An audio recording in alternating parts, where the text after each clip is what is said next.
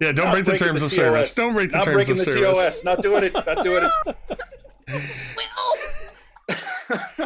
Hey, internets, it's Jake from Mini Terrain Domain, and this is Queen of the Night, Dawnbringers, Rime of the Frostmaiden, Season 5, Episode 24, in our long-running D&D campaign taking place every Thursday night at 8:30 p.m. Eastern, right here on twitch.tv/Mini Terrain Domain. And as you can see, everybody is being well composed and serious for this fight tonight. No shenanigans taking place behind the scenes. In just a few moments, we are going to get started with our big boss battle and see how this thing shakes out. But first, a couple of quick announcements. First off, I want to draw your attention down below. We've got a handful of logos. Of course, as always, we are proud partners with Jasper's Game Day. You can support them by typing !Jasper, or if you prefer, you can type !coffee. Buy yourself some coffee, Metadab roast, and $3 of every purchase will go to benefit Jasper's Game Day. Check out also Talon and Claw, our channel sponsor and partner, makers of fine wooden dice accessories such as dice trays, vaults, DM screens, and more. And I believe they just opened up the so that everybody can order from the Kickstarter for the gemstone dice, so you can get in there. Yep, they've got coasters, all kinds of amazing things. Ever since Anthony got a laser, he's engraving everything. So head over there, check out what they've got in store for you. And before you check out, use code MTDClaw to get 10% off of your order and help support the channel. Of course, I want to draw your attention for a moment. Up above V's head, you will see the plus 125 plus 4 more of the icy dice. Those are our domain dice. They are, of course, ways that the players, well, that you, the viewer, can have an influence on the campaign. For a $5 tip, 500-bit cheer, subscriptions, gift subs, resubs, all that good stuff. And my sub goal mechanics just aren't working properly, but all of last month's subs have dropped. We are down or sitting around 50. So as you sub to the channel, you can get domain dice for these players. I believe I saw earlier today that the over under on domain dice usage for this boss battle is 60. So I said over under. I don't know what that means. I know it's something to do with betting. So anyway, that's there for you to benefit the players. One other quick announcement. Be sure, first off, if you are not already following Big Bearded Nerd 21, I'm going to drop a link here so that you can just head on over there real quick and do so. Because this Saturday from 8 to midnight Eastern, the International House of Minis crew, along with myself, Ron Ogden, and Gwen Reed, we're going to be joining Keel, Lloyd, Petra, and Dwight the Big Bearded Nerd for a 4-hour mini painting stream, during which we're going to do some giveaways, and we're going to be raising money for the Trevor Project as a part of Pride Month. So be sure to come on over and check that out. Say hi, maybe win something, and hang out with us. I'm going to be painting some awesome sneak preview WizKids minis. Don't tell anybody how I got them. But come on over and you can see as I will be painting those along with everybody else. Okay, the very last thing that I want to talk about. We talk about this before every stream, but it has a little more direct import for me. We always talk about mental health and letting you know, of course, that it is okay to not be okay. It's okay to struggle. We all struggle from time to time. And we're here to let you know that that's fine. But you don't have to do so alone. Before a game last night, literally seconds before a game last night, I had a mild panic attack. But I was surrounded by awesome people, both in my game and in our chat, that were very supportive, and I was able to use coping mechanisms, and I was able to continue with the game. But everybody would have understood if I had to suddenly bail because I couldn't handle it. And that's one of the reasons why I choose to be open and honest about my own struggles, so that you can know that it's fine. You never know who's going through something. You never know when that kind of thing's going to come up. But if you're dealing with something like that, you don't have to suffer in silence. You don't have to wonder where to go. You can come here to our chat anytime of day or night, whether or not we are streaming. Simply type in !help, as Jeremy has already done, Erasmus Expeditions in the chat. And you will find the hyperlink to findahelpline.com. It's not just a suicide lifeline. There are mental health helplines for all manner of things that you might be dealing with. And all you have to do is just type in where you're from, what state, what city, actually, I don't think it's even city. I think it's just state or country, province, whatever it may be. And the relevant helplines will come up. And I do encourage you to use that if you need to find somebody to talk to. I was able to, in part, deal with my own anxiety last night because I've been seeing a therapist for over a year and a half who has helped me to learn coping mechanisms. So, yeah, we just want you to know that you matter, and your presence makes a difference, and we want you to get help if you need it. So, with that, I think I covered everything, and it is time to play some Dungeons and Dragons. The most recent things that have happened is the Dawnbringers have managed to track down, well, they managed to defeat the Chandriel dragon that was set loose to destroy 10 towns by their one-time ally Vi, the druid, who has since become corrupted from prolonged and in-depth exposure to Chandriel, a magically corrupted crystal that is found here in Icewind Dale. Both Thorgarn and Fig had experienced some of the detrimental effects of this. The party had discovered a group of berserkers that were profaned by this, and it caused them to behave in very peculiar ways, which they are, of course, seeing from Vi now, as she is all but infused with this Chandriel. They tried to stop her. Rollo decided to sneak around and try to get a sneak attack in, kicking off a pretty intense battle with Vi. But during this, an important thing I forgot to mention was just as they were going to confront Vi, somehow magically the Fortress of Sunblight took to the air, separating from the mountain, ripped from the very mountaintop. And the entire party is flying through the air high above Icewind Dale. All they know is that they're flying towards the north. Talmud spotted the Frostmaiden riding on the back of a large white bird, a rock, and saw that she was heading towards the fortress.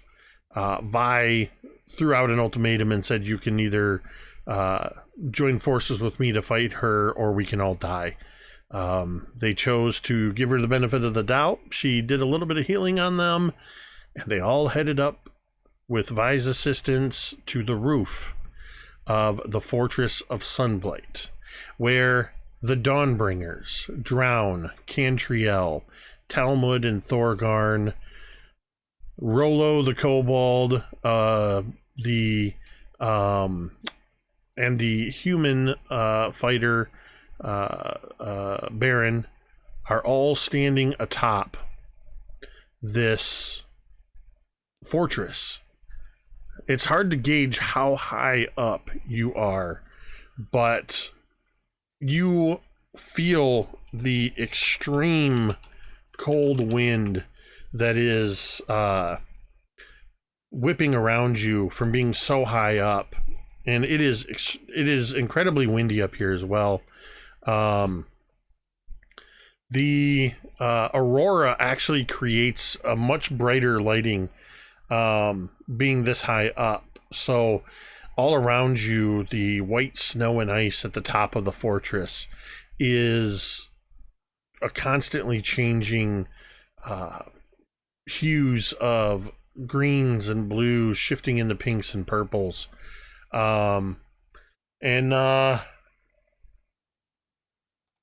You stand there with Vi as well, and you can see this large white rock with the, from this distance, appearing to be diminutive Frostmaiden on its back, heading towards the top where you all are. You have no more than 2 minutes to prepare yourself for the coming fight. Dawnbringers, what would you like to do? A long rest? Who wants an observation booth? And Cantriel will take a crystal and pull it from her hair, crush it, and make a tiny hut around everyone. I was kidding, but cool. Okay. We go eat. Only takes a minute.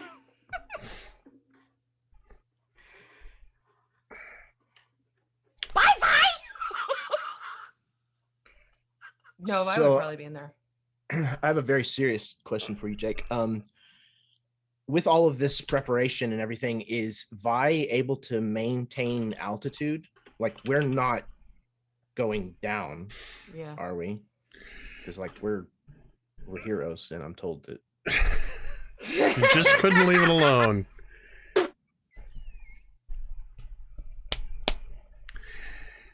You know what? You're your own heroes. You can do what you want. But the fortress is maintaining its present altitude. I will leave it at that. Glad to hear that. Are there any spells that we can prepare that we think are going to be useful beyond the hut?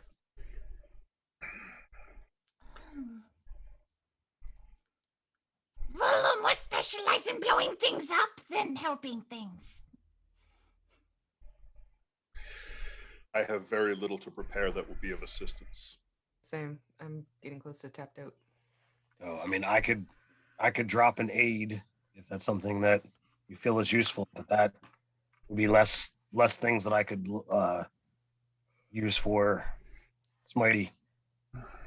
Or we wait her out until she's closer to when she's weaker, because remember, she gets weaker the further on she gets in her appearance. Well, I thought that was what this all is this is the moment where she's renewing her magic to keep the darkness away. And Yeah, is that the case, Jake? Or is this like the top of the hour at the getting close to what is morning?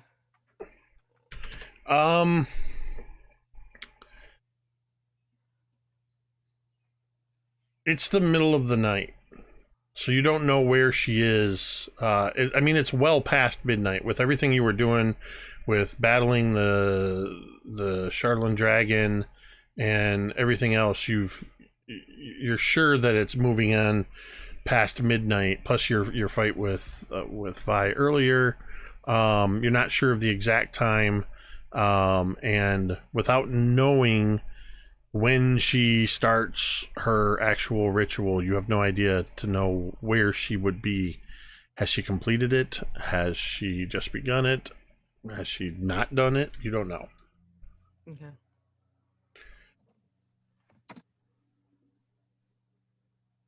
So Cantriel's taking a minute to prepare this.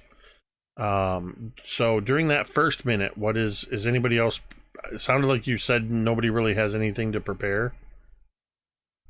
I mean, if Yeah, I you guys don't want think- the hut, I I'll don't- do it. But if not, I'm not gonna lose the spell slot.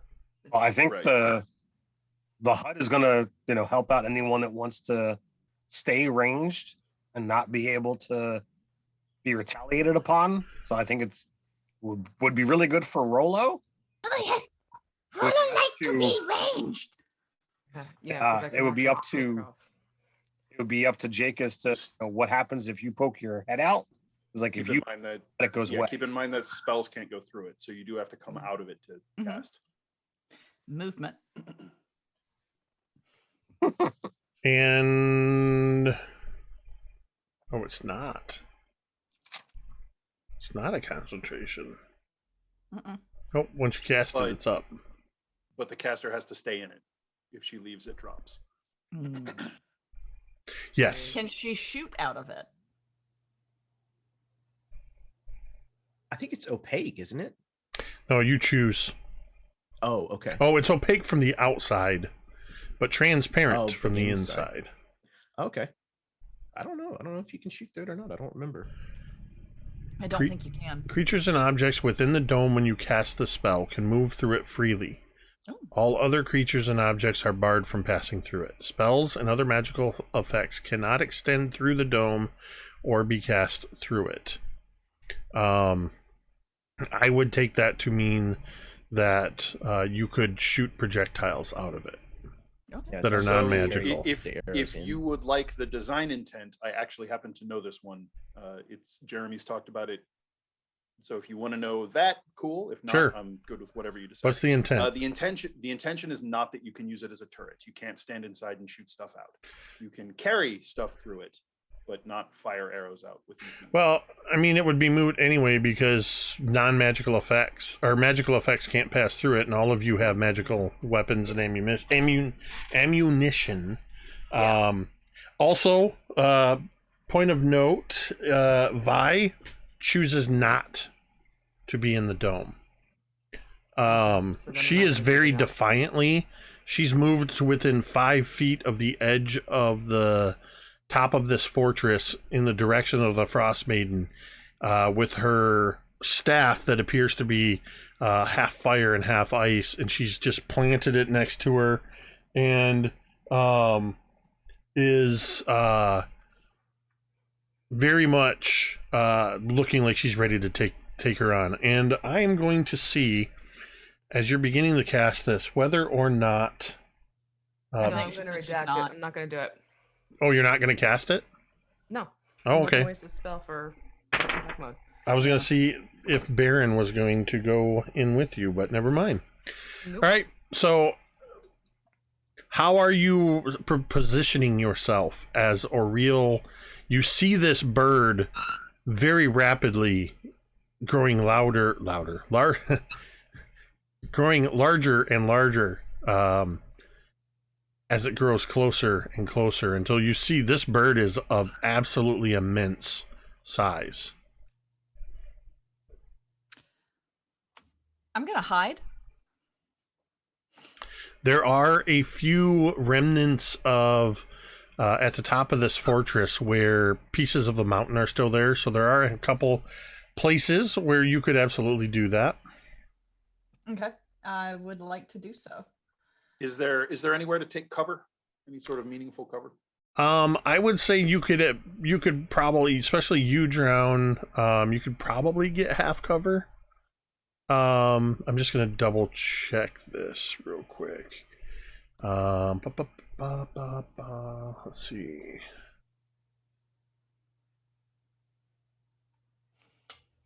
Yeah, it's not much on the top anyway.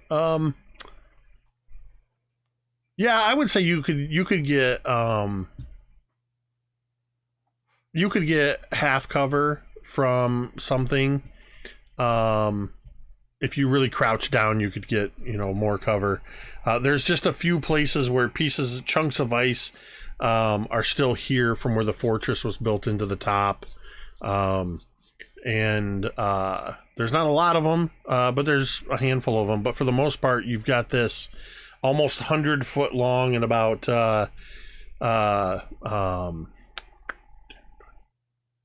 70-foot deep top of the fortress. Yeah, I'll just grab whatever cover I can manage, just so I'm not completely. All right. Talmud and Thorgarn. I mean, Talmud Looking to try and get some cover? Yeah. Yeah, and Talmud's just sharpening his hammer.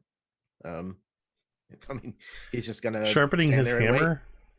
Yeah, I mean, like you don't have to maintain a hammer, really, I guess. So he's just kind of hanging out, waiting, checking the dirt under his nails. Thunk, thunk. It's like that moment. That moment before the coming battle. Everybody's just gripping their weapons and positioning themselves. Rolo, what are you doing? I'm hiding. 22 And for my stealth. Cantriel. Cantriel is going to pull out her instrument of the bard, which she has had attuned and hasn't used in quite a while, and she's going to walk over to Thorgarn with her sardonic smile and grin and basically strum across and place her hand and be like, I know sometimes you get frustrated when we can't get up close and personal to these flying critters, so you get a little bit of flying right now. How's that? So she casts fly on Thorgarn. Oh, interesting. Ow. Nice. You have it for 10 minutes. Okay. 60 feet. Holy crap. Awesome. Mm-hmm. Thank you. You're welcome. And then she'll put that away because she can only use it every, once a day. All right. And Baron is pretty much just standing next to Vi, to the left and slightly behind. He has his bow at the ready and is preparing himself. So as everybody is settling into their positions, we're going to go ahead and roll initiative.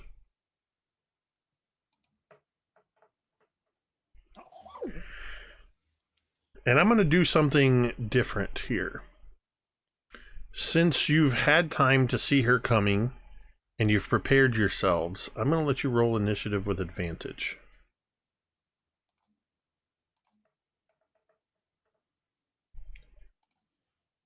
Let's see. Then I will get your rolls in a moment. Let's see. So that's going to be...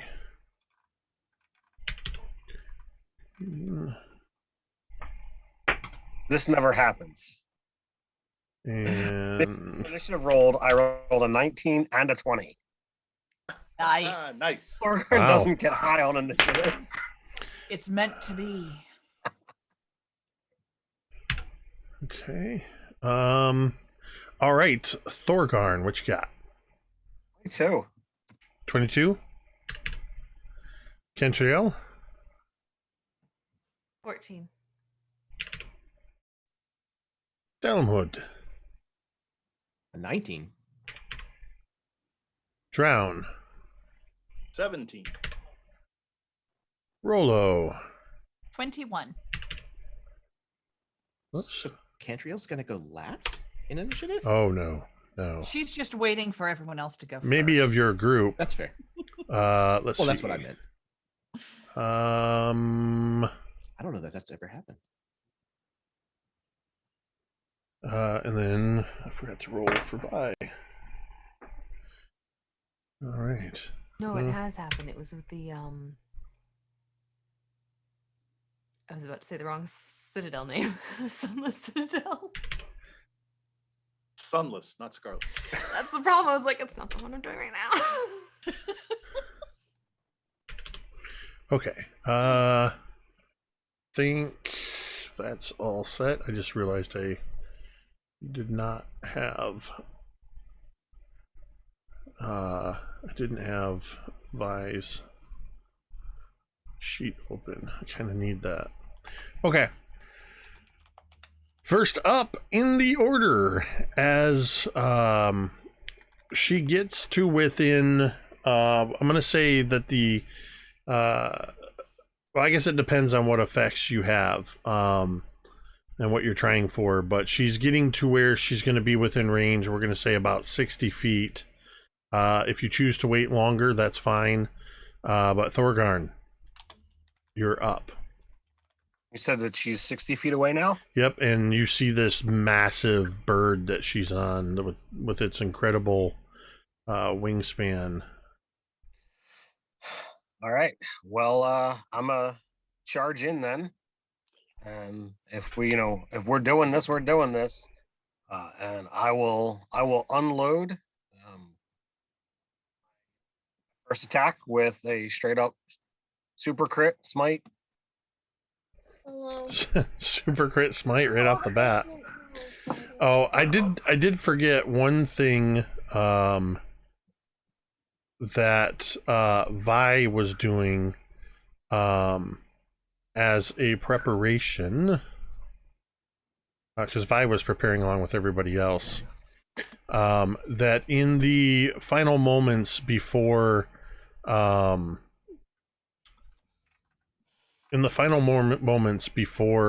the Frostmaiden shows up, you see the Vi's hair just whipping in the wind, and this cloak that's these Chardonnay infused vines growing out of her shoulders is whipping in the wind. You see some of the crystals begin to crackle with energy, and Vi is just holding her left hand out, and you see all around where the fortress is flying through the air, you see clouds begin to coalesce and solidify, and you see lightning and hear thunder within those clouds.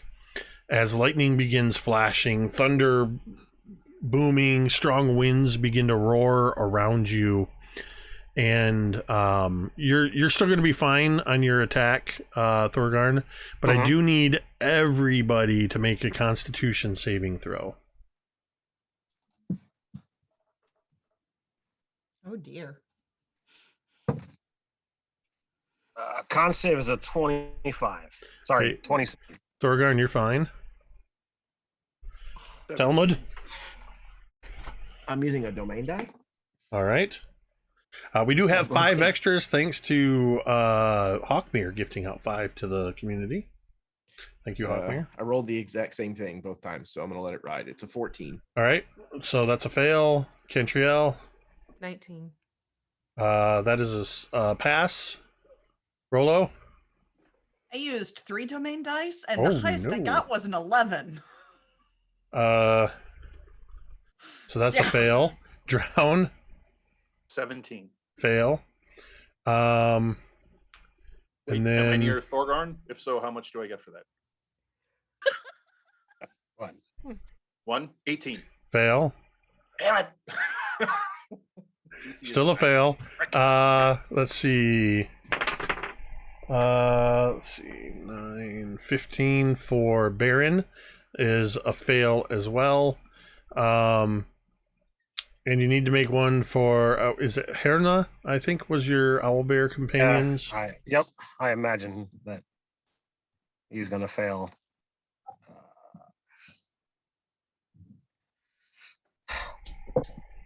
Oh, jeez, that's a 23. So, owlbear's fine. All of you that failed take 9 points of thunder damage. And the more important part is, if you failed this saving throw, you have become deafened. The wind and thunder are so loud and the thunder that cracked and resounded through your ears is so loud that you cannot hear. Mechanically, you will fail any ability check that requires hearing, and communication is going to be very difficult. The big issue is we can't get Bardic Inspiration. I don't think if we can't hear Cantriel. Yeah. You're not going to be able to hear between the wind and the thunder. Is this a and result of something Vi did? it's a direct result of Vi seems to have summoned a storm. Right. Noted. One might even say it's a vengeful storm. So that happens as she's approaching. Thorgarn, you are still able to let your attack roll. So you were doing a super crit, you said? Yes. So I realized I have to actually roll the die and turn a regular. Oh yeah, you actually have to roll the hit first. So that's a 27. And you're specifically attacking the Frostmaiden? Yes. So let's see. Yes, that is a hit, so that becomes a super crit. So I need to adjust these dice appropriately. So it's gonna look like I'm taking 10 away, but I'm not. Yes, 1120. Whoa! Wait, Let's what did retire. you say? You put up there that we've got 1120. Oh, no. I'm like, I thought you were talking about super crit damage. Yeah, I can't do 1,000 No. damage. You don't have 1,120 domain dice. It was on the board. That means we have it. And we now it's saw not. All right, so the super crit with a 3rd level spell slot winds up doing 94 points of damage. All right, 1 second. That's whoops, that's not right. Hold on 1 second. Do that. You said 94? Yes, sir.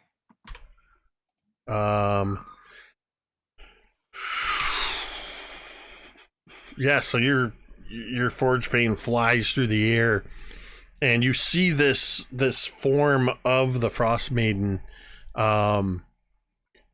in this this sort of hunched over large owl head with the curling horns and the cloak of snow billowing behind her, and you just slam her right in the center of her face. So that was my first attack. My second attack, no lie, my second natural 20 for the night. All right. That hits for 52 points of damage using a 2nd level smite. Why do we even bother making bosses? How many points? 52. Okay. And then for my third attack, which will not be anywhere near as impressive, I'm going to use a domain die because I did not like the number on that die.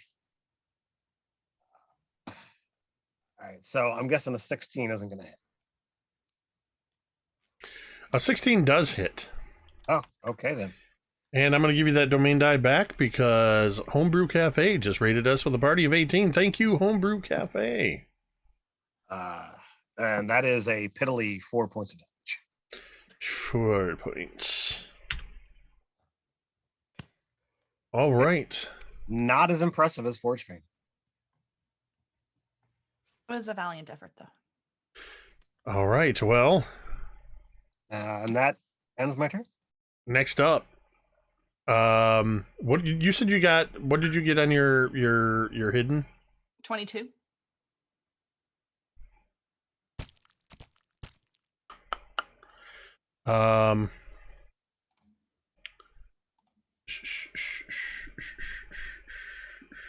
Wait, that's the wrong stat. That would be this. Okay. You are hidden from her. Woohoo! And it is your turn. I am going to hold my action to cast Chill Touch at the end of the round. Or actually, no, I want to go ahead and cast it now. I'm thinking of something else I wanted to do. Never mind. I'm casting Chill Touch. Okay. It's a 19 to hit. I'm casting it on the bird. On the bird. Uh-huh. Let's see. It was a what to hit? 19. Yep, that's a hit. Awesome. It's gonna take 6 points of damage because I rolled 2 1s. But it can't be healed. Anyways, rotating.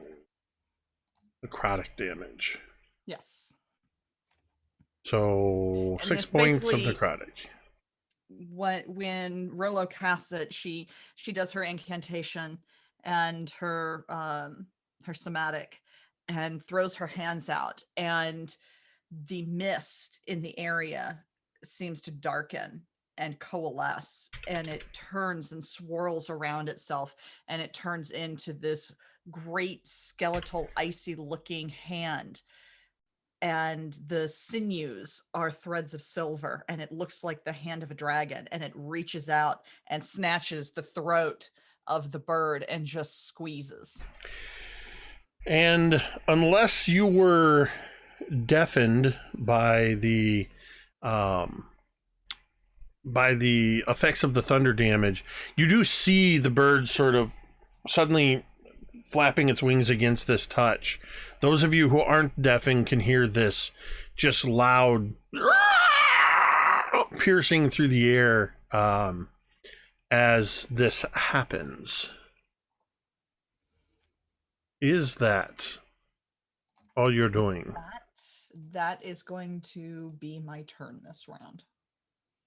Actually, yeah, that's my turn. All right, and this hand is just clinging within the feathers around its throat. All of these white feathers of this pure white rock.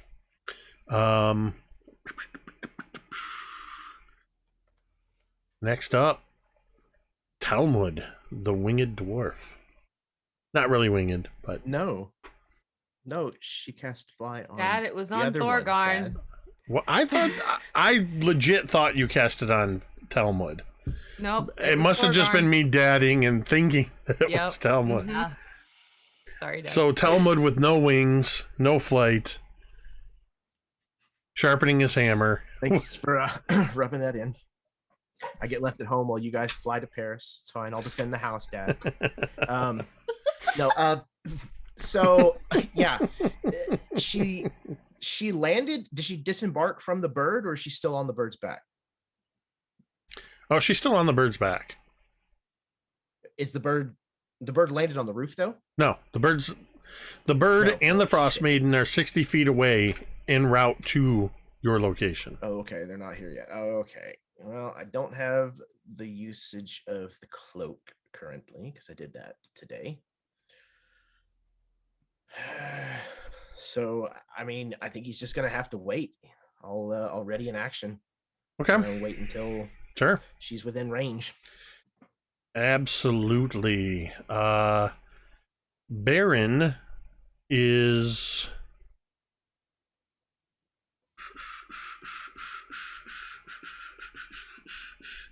Baron is going to take a couple shots at her with his short bow.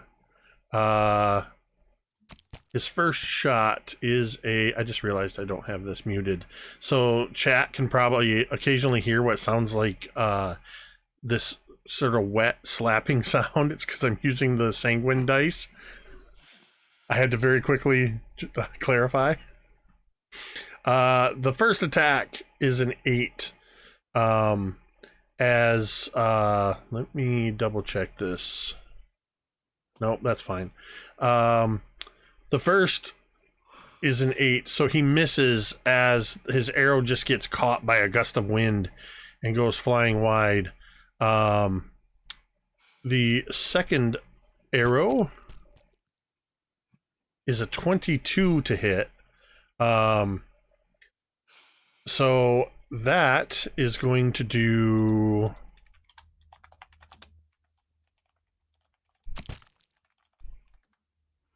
Let's see. Move out of the way. And, okay, so 10 plus 17 points of piercing damage.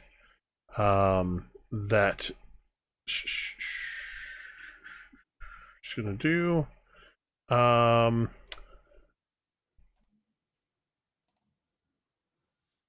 Checking. Okay. Yep. He hits the Frostmaiden. And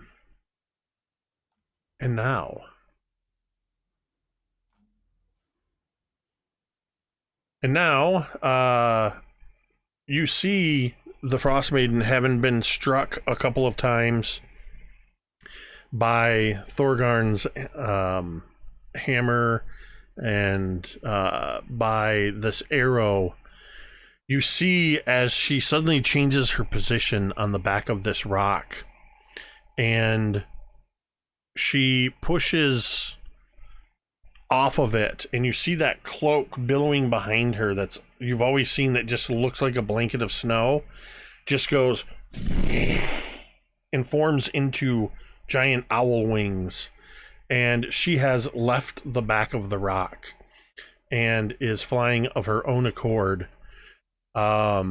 She is going to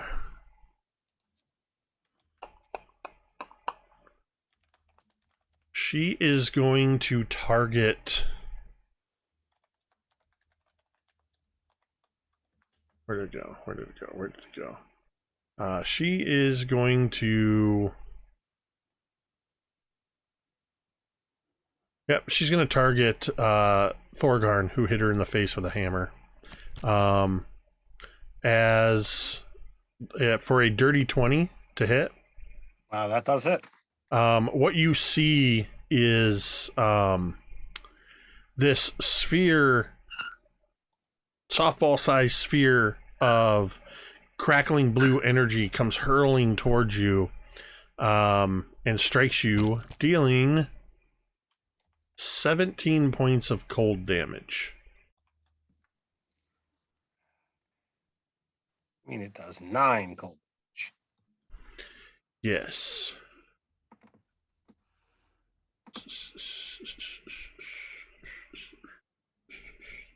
And then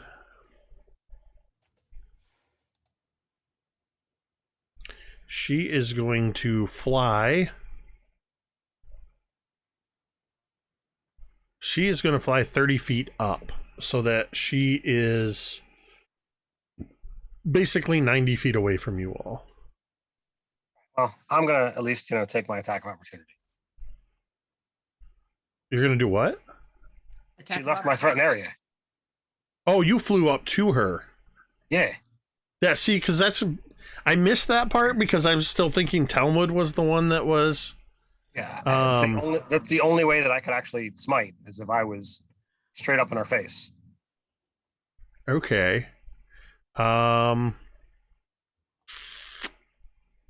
Okay, that's fine. Yeah, go ahead and make your attack of opportunity. So that's going to be a 25 to hit. Yeah, that'll hit. So that is 14 points of damage.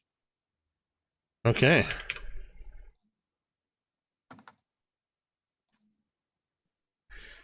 Alrighty.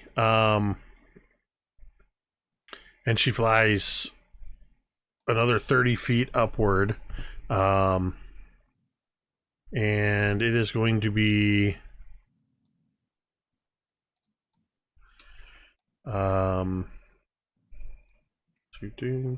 drown.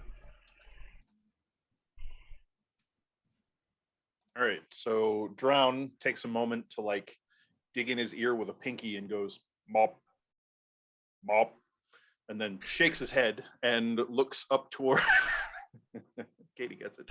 Looks up towards Oriel, grits his teeth. His eyes glow green. The energy flows down his tattoos, and he's going to unleash 3 Eldritch Blasts at Oriel. And you just made my night.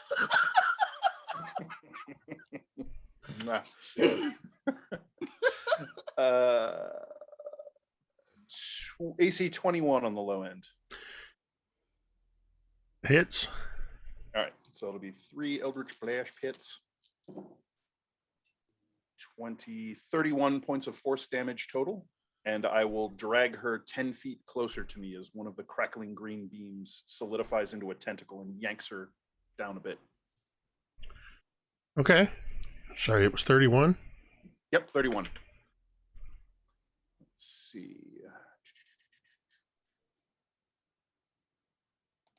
Come on. So she's 90 feet away from us, you said?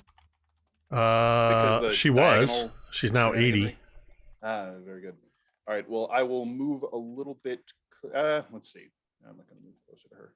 Who all's nearby? Are we all still relatively close together? I mean, Everyone but me. yeah, Thorgarn's airborne. The rest of you can be. I mean, you've got 100 feet plus 70 feet of width to play with, so you were as close as you wanted to be. Okay. I'll stick within 10-ish feet of everybody, and I will use a bonus action to summon a tentacle of the deep, just sort of in our midst. And I'm done. That's my turn. All right. As a legendary action, you see her just suddenly vanish, and she appears 30 feet straight up. She is now 110 feet away. Which would put her about 50 feet away from Thorgarn. That's her legendary action. Cantriel, it is your turn. Cantriel's she's not even saying anything as she starts getting her bow ready. Anyone who is near her, though, would hear as soon as that first arrow is pulled back and ready to go. Swift death to you who have wronged me. Well, only those who can hear will hear it. Well, exactly. But, I'm saying, for flavor, Jake, for flavor.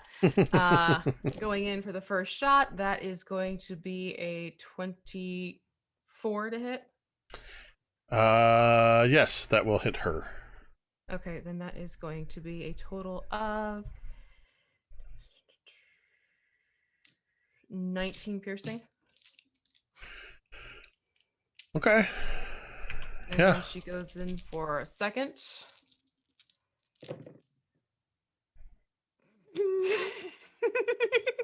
There it is. V's critical giggle. Super crit that. Should I? Yes. Super credit? Yes. Actually, We've got the dice. Do it. Okay. So how does a super crit do it again? I don't do the super crits that much. Super crit turns it into an automatic double max damage. It wouldn't actually technically be much more than what you have. I mean, a regular critical hit, you get max damage plus you re-roll any damage dice. Okay. A super crit is automatic double max damage. So it's your choice. Yeah, let's go with the 64 then. The 64. Mm-hmm. Super crit. All right, so you, with the wind whipping around all of you, you hear yourself, perhaps a bit muffled, whispering this vow against the Frostmaiden. You release this arrow, and the camera follows the arrow, kind of wavering through the storm, lightning crackling, and it passes by Thorgarn, the receding tentacle eldritch energy from Drown, and it strikes her true in the heart. And you watch as it hits her, and her owl eyes grow wide. And she arcs back, and you watch as the owl wings dissolve into snow and begin to and the Frostmaiden begins to tumble out of the air.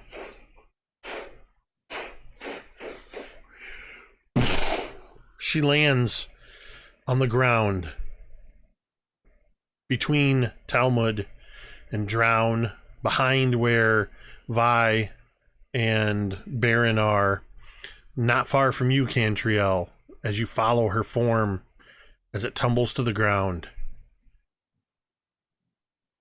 unmoving. And you watch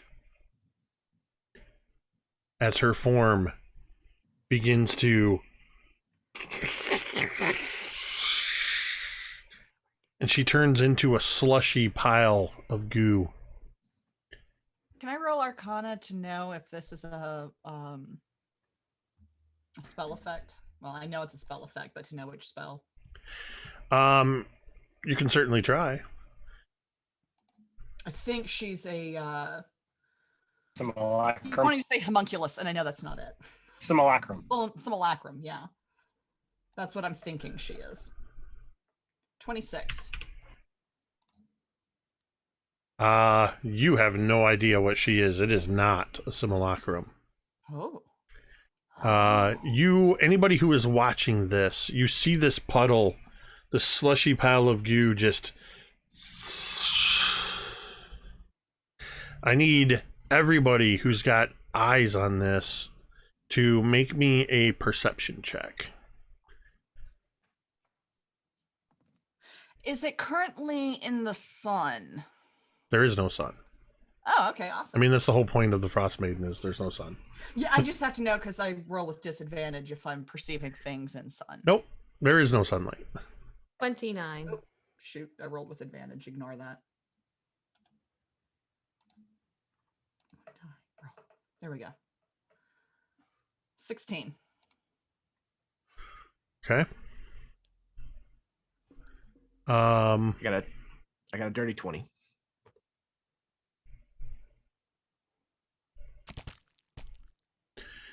We're going Oh. away. I'm, not at the castle, so I have a 7, which totally makes sense that I don't see anything.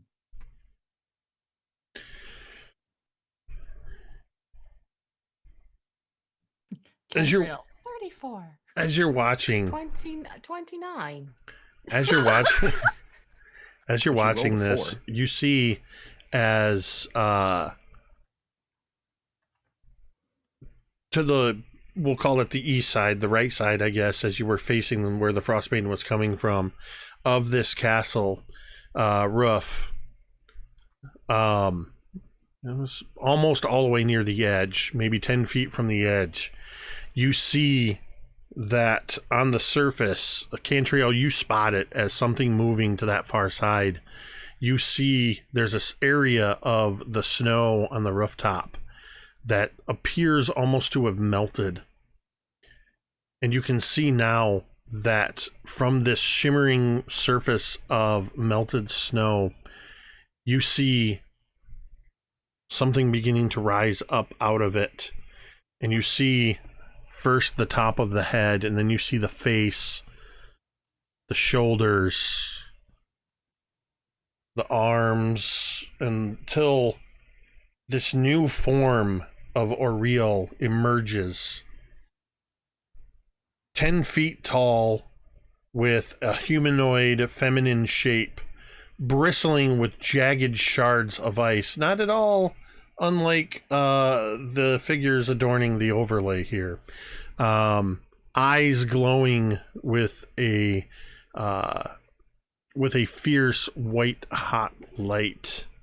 As Auriel has just emerged in a new form. Does the background music change? Most definitely. As she's rising up, it's almost like I just imagine it's got to be something like T2, because it's like she's rising up out of the molten, the molten metal. New health bar. Who dis? I'm here for it.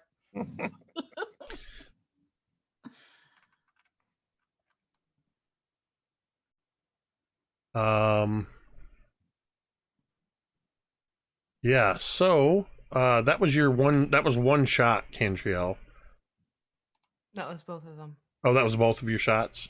Mm-hmm.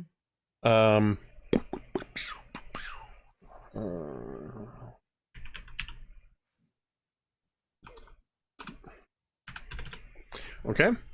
Oh, I keep putting that number in the wrong spot. Hold on. So, it is now Vi's turn. And I would like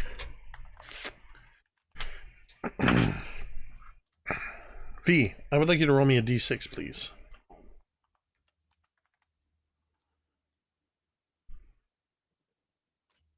Okay, let me grab one that's not a Muse. Last time you did this to me, it wasn't good. Okay, that's a 2. So, having turned to watch as the Frostmaiden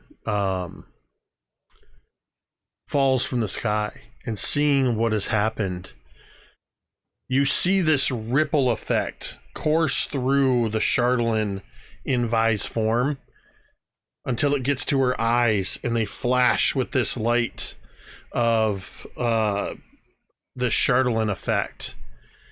And she is being overtaken by Chardalyn this round and is going to randomly attack one of you. And you all just got yourself another 5 domain dice thanks to the lovely Star in 19. Thank you so much for that gift to the community. Star in 19's been with us for a long time. Thank you for that.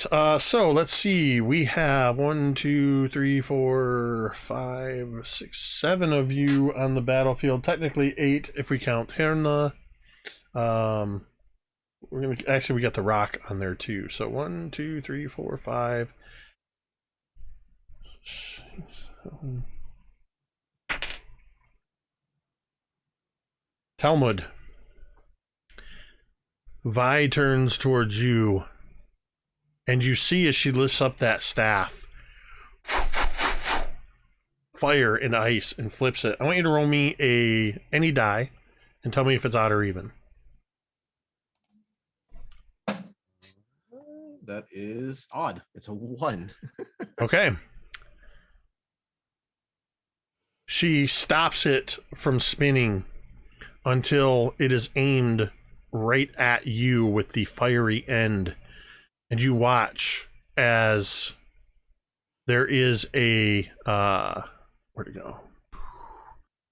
A ball of fire comes shooting out of the end of this, and she is basically launching a fireball at you at you're at ground zero for this.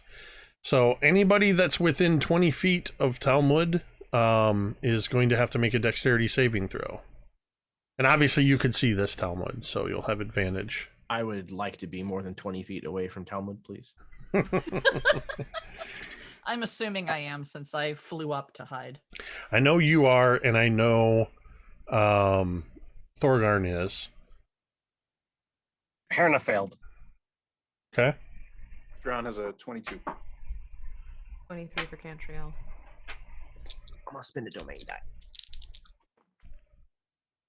We got the same exact number, so that's No. right at a 16. Best at that. Right? I forgot to check the DC on this. Using your spell save. So tell me. Same as her Storm of Yeah. Vengeance. So tell me what you got again, everybody. That 22. rolled. You got a 16, Talmud. That's a fail. God, 23. figured. That's a pass. Drown. 22. That's a pass. Herna had a 9. Herna had a 9. So if you failed, 18. Oh, I rolled 3 6s and 3 1s. So 18, 19, 20, 21, 25, 26, 27, 28 points of fire damage if you failed, and 14 points if you succeeded, as this fireball explodes.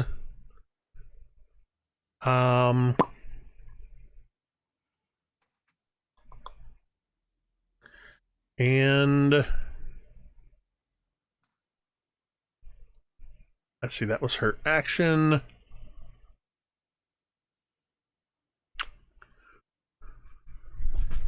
Yeah, that's what she's going to do for now, as we are actually... Oh, and because of when she started it, this actually counts as the start of the second round of the Storm of Vengeance. So that means... It's all the way down here.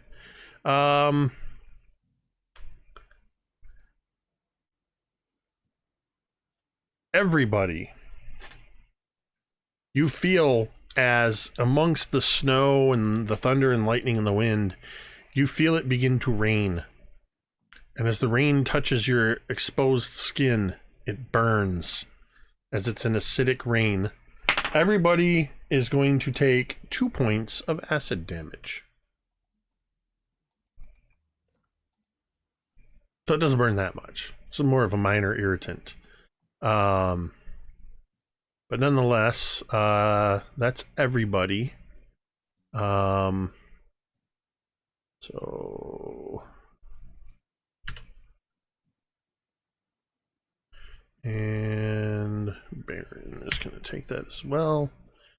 That is going to bring us to the rock. The chill touch hand, the spectral hand, is still gripping onto its throat, and this seems to fuel its anger as suddenly its wings,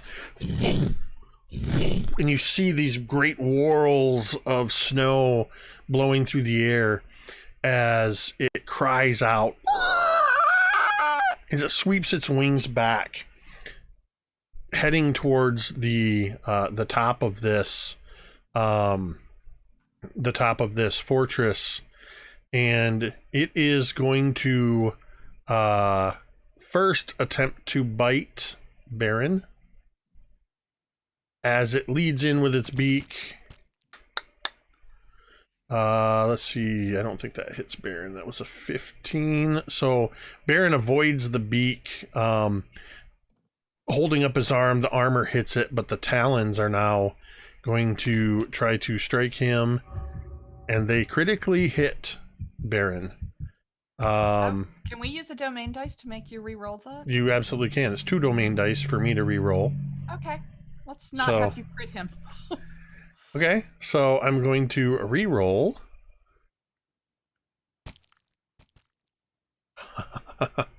So it was almost an 18 and it rolled over to a 5. That's still an 18 to hit, which means it hits Baron's AC. Just Baron is going to take 26 points of slashing damage from the talons.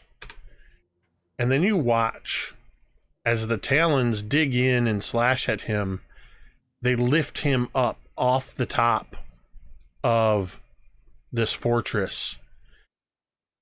The rock turns sharply, almost going back the way it came, with Baron gripped in its talons, flying out into the open air. Balin, nope. Wrong property. Balin is a dwarf in Middle-earth. Baron, on the other hand, is currently gripped as it flies back another 60 feet. And it actually dips a little bit below the level of the fortress.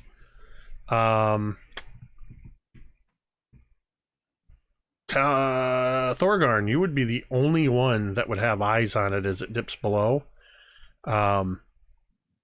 Make me a perception check. That's a 10. Okay. Good to know. We are back at the top of the order. Thorgarn, it is your turn. Oh, wait. Keep forgetting about this.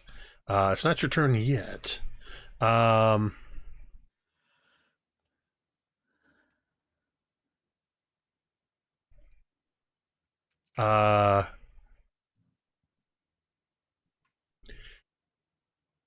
Oriel is going to... She reaches up towards her shoulder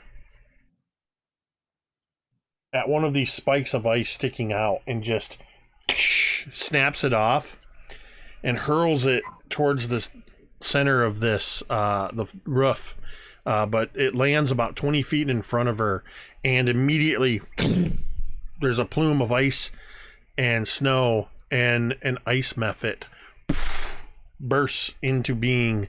This is a very small creature, wicked-looking creature with wings that is now on the battlefield. Now, Thorgarn, it's your turn. All right, so Herna will go and charge into Ariel because he's right there. Ariel is 60 feet away. I thought she Or landed 50. She did, but when she reformed into this new form, it was all the way to the far edge, about 10 feet from the edge. Oh, okay. So she's 50 feet away from where the others were. Oh, okay. Well, then I guess Herna will begin moving in her direction. He's only got a speed of 40 feet, and I'm not there to boost it. So I will fly, and if she's 50 feet away from where they are, and I'm 60 feet away from where they are, I will fly back to the group and then launch Forge Fane.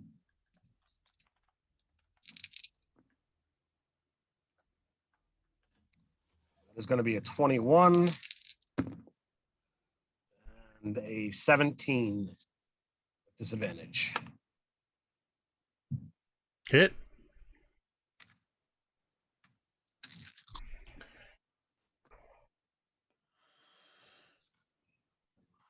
Two. It is 36 points of bludgeoning damage.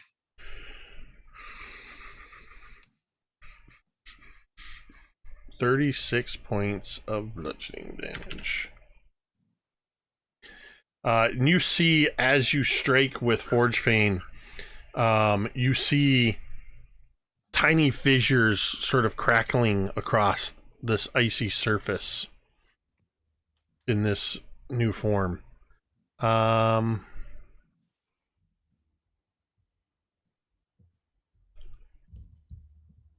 Okay. Is that your turn? That's all I got.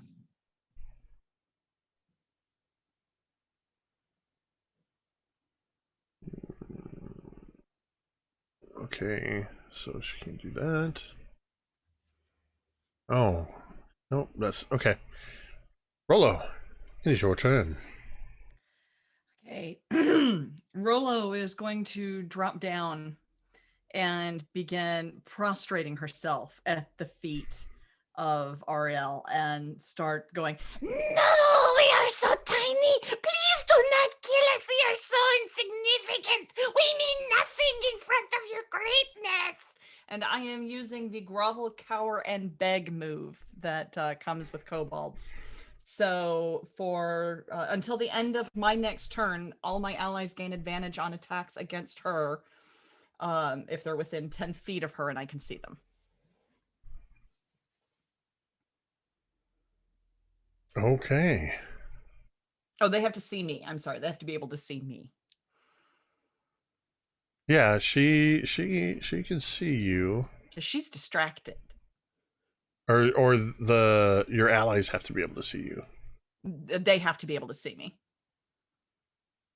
Like I flew down, I dropped down to where she is, used all my movement to get down to where she is, and did that. So they have to be able to see me in order to take advantage of it. Yep. Okay, gotcha. Gotcha. All right. Talmud. Or no, Okay, I'm sorry. It is that she can see me. I just reread it. I'm pretty.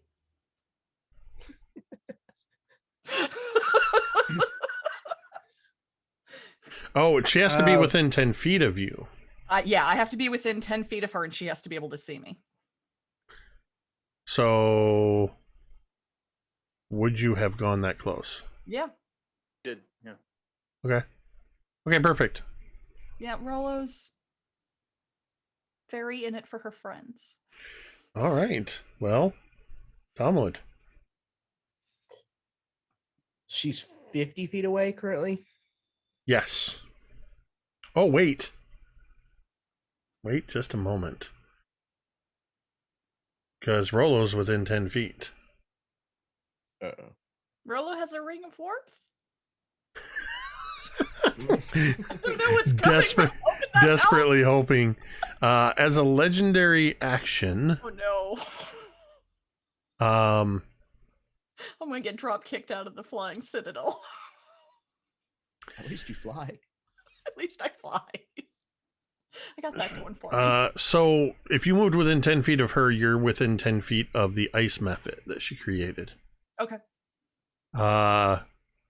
She just, as you're groveling at her feet, she just looks at you and cocks her head, glances over at the ice method, and goes.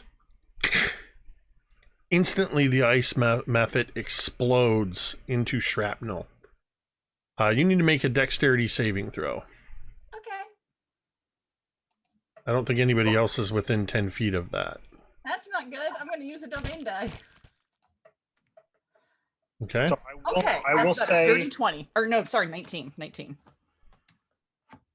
What will you say, Thorgarn? Huh? you know, Herna was moving to get within 10 feet of her. And had moved how far? So I don't know how close the Mephit was to her positioning. The Mephit was 20 feet away from her, so how far did Herna move? Herna moved 40 feet closer to her. Herna would be in the range as well and would need to make that dex save. Dex save, which he will most likely fail. That is a 19. Both Rolo and Herna fail and take 10 points of dice rollers in the way. Piercing damage from the ice shrapnel. Oh, your pain! It's so painful! Please do not bestow any more upon us! We simply cannot take it! But I will say, for Talmud's sake, with me or with Thorgarn getting back towards the party, anyone who starts their turn within 10 feet of me does have their speed increased by 5 feet. All right, so for the third time, Talmud, what would you like to do? It's actually your turn. So the rock is still in flight, and the Mephit and her are kind of the same distance, roughly away, 50 feet. She's 50 feet. The Mephit is no longer. It exploded. Oh, that's right. Okay. In that case, yeah, I'm just going to move 35 feet closer to Oriel. Well, man. Okay. So I actually carry a light hammer as a throwing weapon. I just never actually use it. So I'm going to run 35 feet towards Oriel, and then as I'm running, pull this light hammer out of my belt and hurl it end over end in her direction. Sure. Okay. I'm going to use a domain die. That's what they're there for.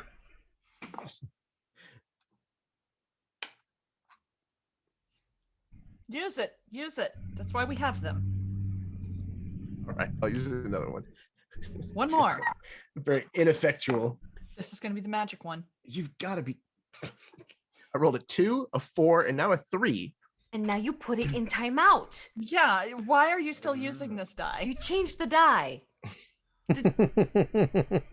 You have a Put that history, my die- dear. Put that die with some other dice that can give it love and support. This is like that Nah, scene in Monty roll a different Python one. where we just see Talmud running from Oriel's perspective.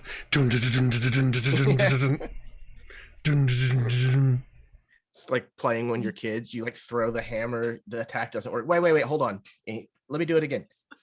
No, okay, wait, hold on, one more time. Are you going to try again? No. Okay. 14 is the best I can do. Apparently. 14? Yeah. Yeah, you're running and you just hurl this hammer, and Oriel just watches as it and falls short and just sort of skitters into the ground. not far from where Rolo is cowering and begging. That was a warning. Oh, see, we are groveling before you. We must de-arm ourselves. Were you rolling with advantage? Yeah, oh yeah, that's right. You're supposed to get advantage. Shit, I wasn't. I just realized that, and I'll allow you. I'll even give back the domain dice if you. So roll the alternate for that first attack. 21. So I will return the, what was it, 2 domain dice you spent? It was. So that puts you at 127. So I'm going to do That this. was a different die. You're a kind and a merciful DM, Jake. He is. All right. So you do, in fact, hit her. Yeah, told her it was a warning. Roll damage on this throwing hammer. Okay. That's 9 points. Okay. So you throw this hammer through the air, and it's just, and you just tink, and it drops to the ground, and she just glances down at it. How far away are you? So 15 feet. You're 15 feet from her. Mm-hmm.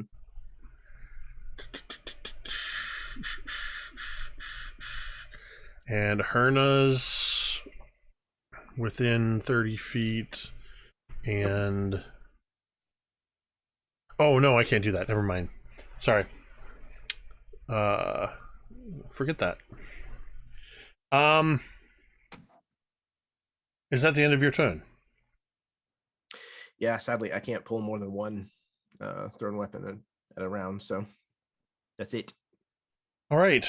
Nobody has eyes on him, but it is Baron's turn.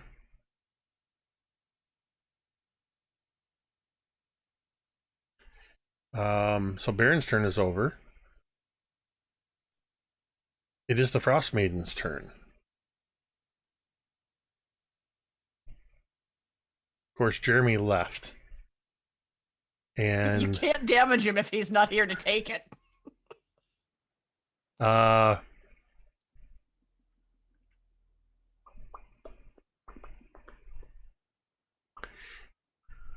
This crystalline form, this 10-foot tall form of the Ice Maiden, just takes a couple of steps forward, stepping out of that puddle.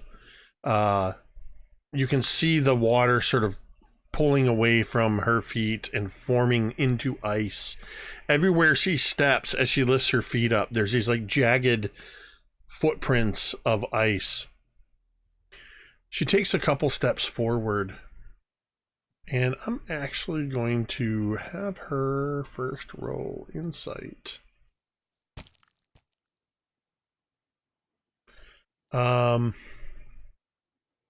Seeing this bulky dwarf come charging at her, I am going to need Jeremy to make a roll. But what you all see is as she looks around at everyone, she holds her hand up. And snow and this acidic rain just seems to form into a ice crystal about the size of a gemstone, just hovering above her hand. She looks over at Talmud, who's coming running at her, who just threw this hammer.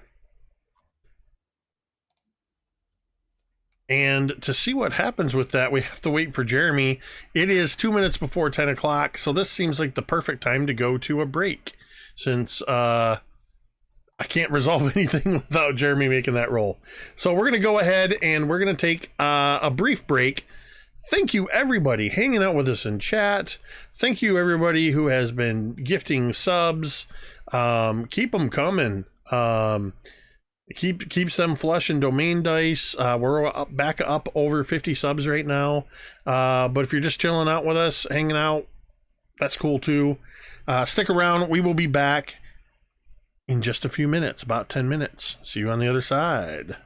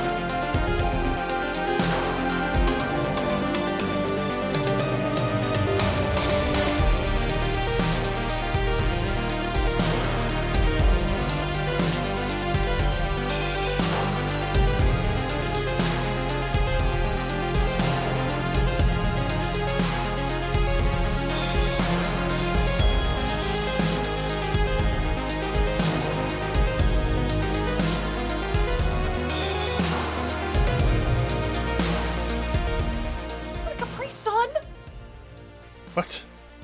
It's a Capri Sun. There's no sun in Icewind Dale. Now There there is is. now. Capri or otherwise. The Capri Borealis. It's Capri Moon. Borealis. Capri Borealis. I like it. Oh my God. So, Talmud, you were targeted by the Frostmaiden as she summoned this gem-sized crystal in her hand. It begins crackling with energy, and she just stares at you, these eyes with this white hot with blue around the edges just boring into you, and I need you to make me a charisma saving throw. All right. Charisma. It's not my worst one, but oh, okay. It's an 18 total. And you all watch as Talmud is running forward, and suddenly this beam of light just shoots out of the gem, strikes Talmud, and Talmud, you are now trapped inside this crystal. You are stunned. You have the stunned. Excellent. You can't move. You can only speak falteringly. You are incapacitated. You automatically fail strength and dex saving throws, and any attacks against you would have advantage. Also, you will take cold damage at the start of your turn. So I will roll that when your turn comes around. You can attempt this save at the end of each of your turns. Okay. Was this a spell? No? Okay. Well, it's a thing she can do. That's Okay, what you know. If it's not a natural, if it's a natural ability versus a spell, then never mind. So that is her turn. So I only have a +1 to my charisma. Is there even a possibility that I might pass this saving throw? You'll only know if you roll. Okay. Drown. It is your turn. All right. How far away is Oriel and the crystal that just sucked up Tom? At least 50 feet, depending on where you were exactly. And the rock that is carrying Baron flew down under the edge of the... It flew below the edge so that at the time only Talmud could see it. And you know that it basically hit Baron, who was at the edge already, grabbed him, and immediately banked back and flew 60 feet back and down. So how far? Has acted again since then, right? It hasn't. Baron has, but it has not. Oh, but it's probably like 60 feet away from you. It is. All right, never mind.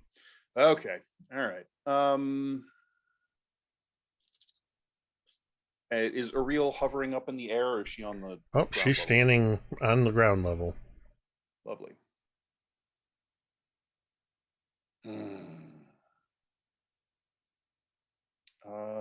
I know that Rollo is groveling in front of her. I think Drown is going to cast Evard's Black Tentacles and catch Oriel in the area. So it's kind of spreading behind Oriel. So she's Okay. on the edge of it. So she needs to make a dexterity saving throw, please. Well, preferably we want her to fail the next thing, not make it. I didn't say succeed. That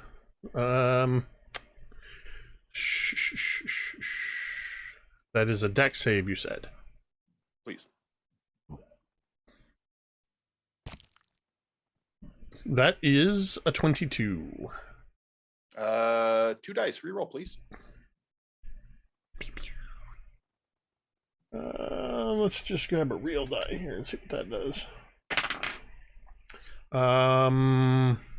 That's a dirty 20. Fail. DC's 21. Okay. All right. So unless she wants to legendary out of it, she is restrained by the tentacles and takes 3d6 bludgeoning damage. Oh, wait. Hold on one second. She has advantage against that save. Never, no, it's a fail. All right, so she will take a mere 7 points of bludgeoning damage and is restrained. And Drown will move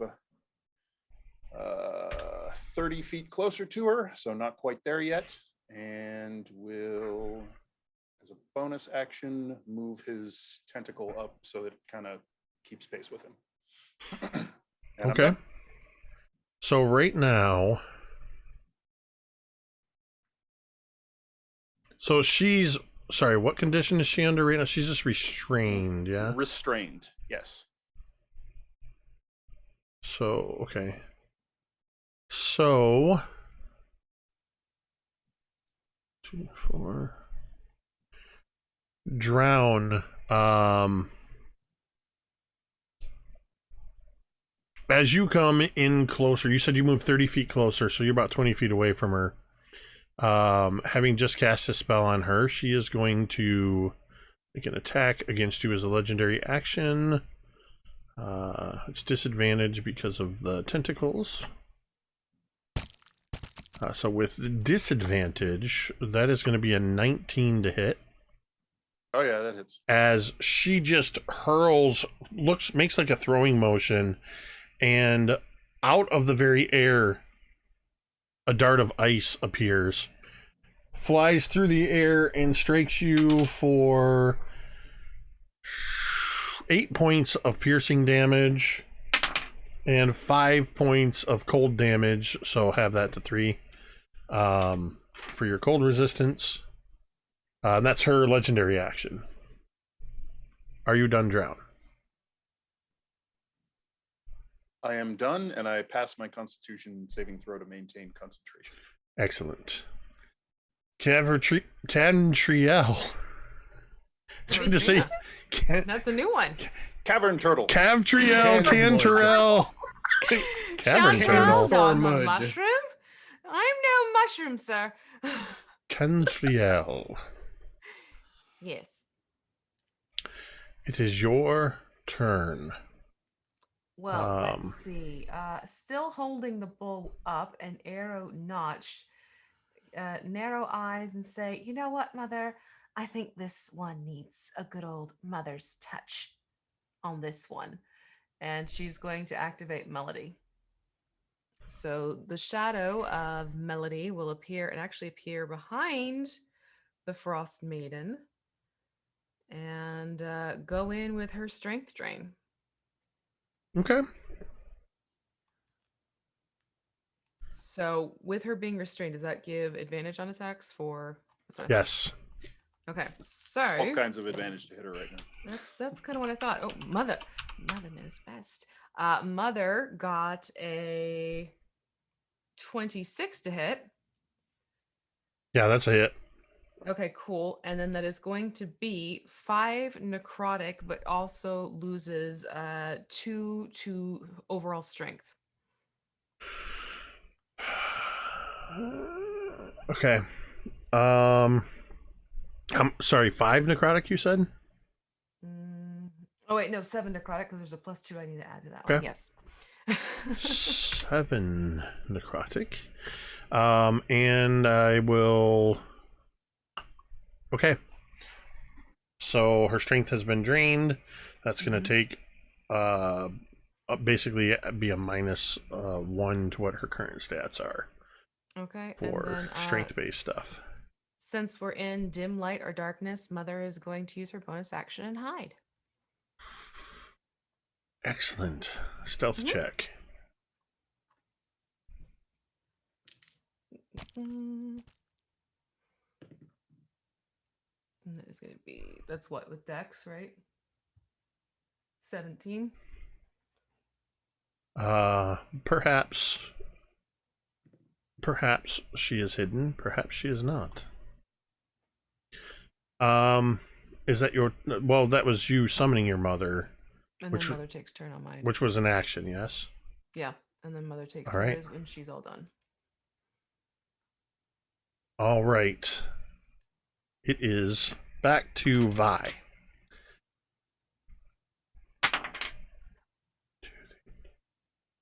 Goblin Katie, I would like you to roll a d6. Okay. It's going to be a good thing, right? Sure. That's a 1. The Chardolin is still flaring in Vi's eyes as she looks around at all of you. I need to find Vi here.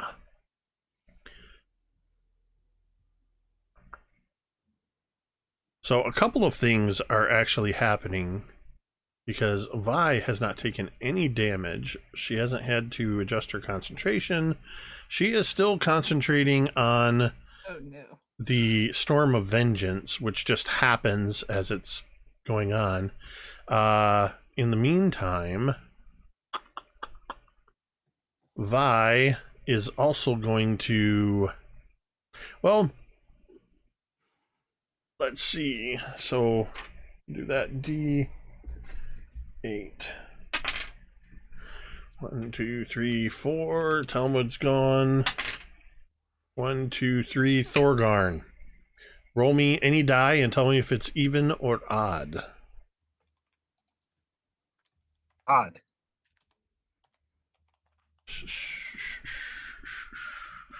So,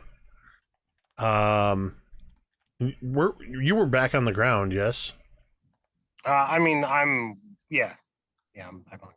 But how far away were you? Had you moved toward her yet?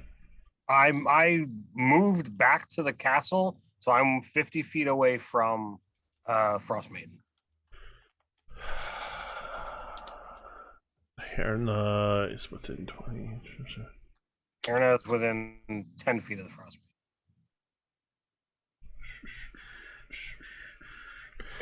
Frostmaiden. She is going to spin her staff around and launch a fireball. Make sure I have the charges for this. At a point centered between... That's a spell, Katie. Yeah, that's a counter spell. I was going to let him get it out. Can you counter spell Thank you. on a magic weapon like that? Yup, it lets you cast the spell. Yes. So... Can I curse? Yeah? Fuck your fireball! Counter spell! Okay, so you watch Thorgarn as Vi spins this around, and the fireball, or the fire end, is suddenly pointed right at you, and you see it begin to glow, and you see it just suddenly go, and nothing happens, as it is counterspelled, and those charges are lost. However, the Storm of Vengeance is raging and is now in its third round. All of you have begun to notice that lightning is growing in intensity. I need Drown, Cantriel, Thorgarn, Rollo, the Ice Maiden, and who else is left on the battlefield? Thorgarn's trapped in a gemstone. No, Dad. Herna's the only other one. Nope, Talmud. Damn it. So everybody that I named, including Herna, needs to make a dexterity saving throw while I gather a whole bunch of d6s. I counterspelled the fireball, though. This isn't a fireball. Oh, this is the effect of the Storm of Vengeance that's raging. Ah, got it. It continues at each round. It has new effects as it persists. Let's see. Where did our d6 go? 6, 7, 8. All right. Am I missing them? All right. Let's grab a couple others. 9. Oh, there's one. I don't like that I can't find that other die. I'm knocking out a 4. Anyway, 1, 2, 3, 4, 5, 6, 7, 8, 9, 10 d6s. Okay, so Drown, what'd you get? Dirty 20 and a domain die. All right, let me cue these up here a minute so I can adjust as we need to. And then the one you used is gone. So Dirty 20, Cantriel. 28. All right, Thorgarn. Is this an effect I can see? Yes, it's bolts of lightning shooting out of the sky at you. Okay. Doesn't change the fact. I have a dirty 20 for me, 16 for Herna. All right, and Rolo. 19. All right, everybody but Herna And saved. one domain die. Sorry. One domain die. Yeah. Everybody but Herna saved, which means of the 10, 20, 31 points of... Wait. 4, 5, 6, 7, 8, 9... 36 points of lightning damage. Herna's going to take all 36. Yeah, he poops. He poops. Poops? Poops. Must be an owlbear thing. I'm gonna say, is it like an ingot clang?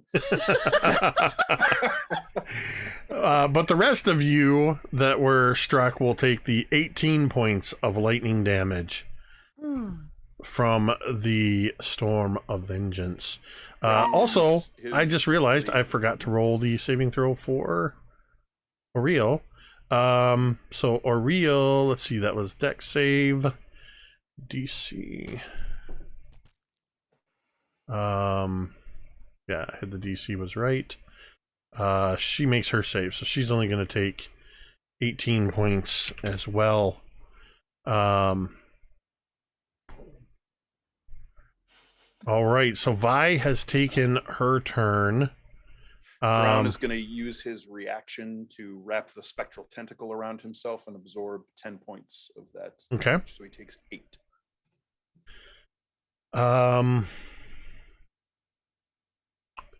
And Herna's gone, but Rolo and Drown are still within 30 feet. So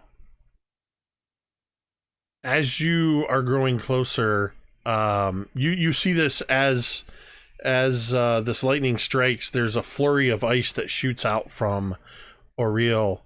And Drown and Rolo, you are going to take 4 points of piercing damage from the ice that shoots past you.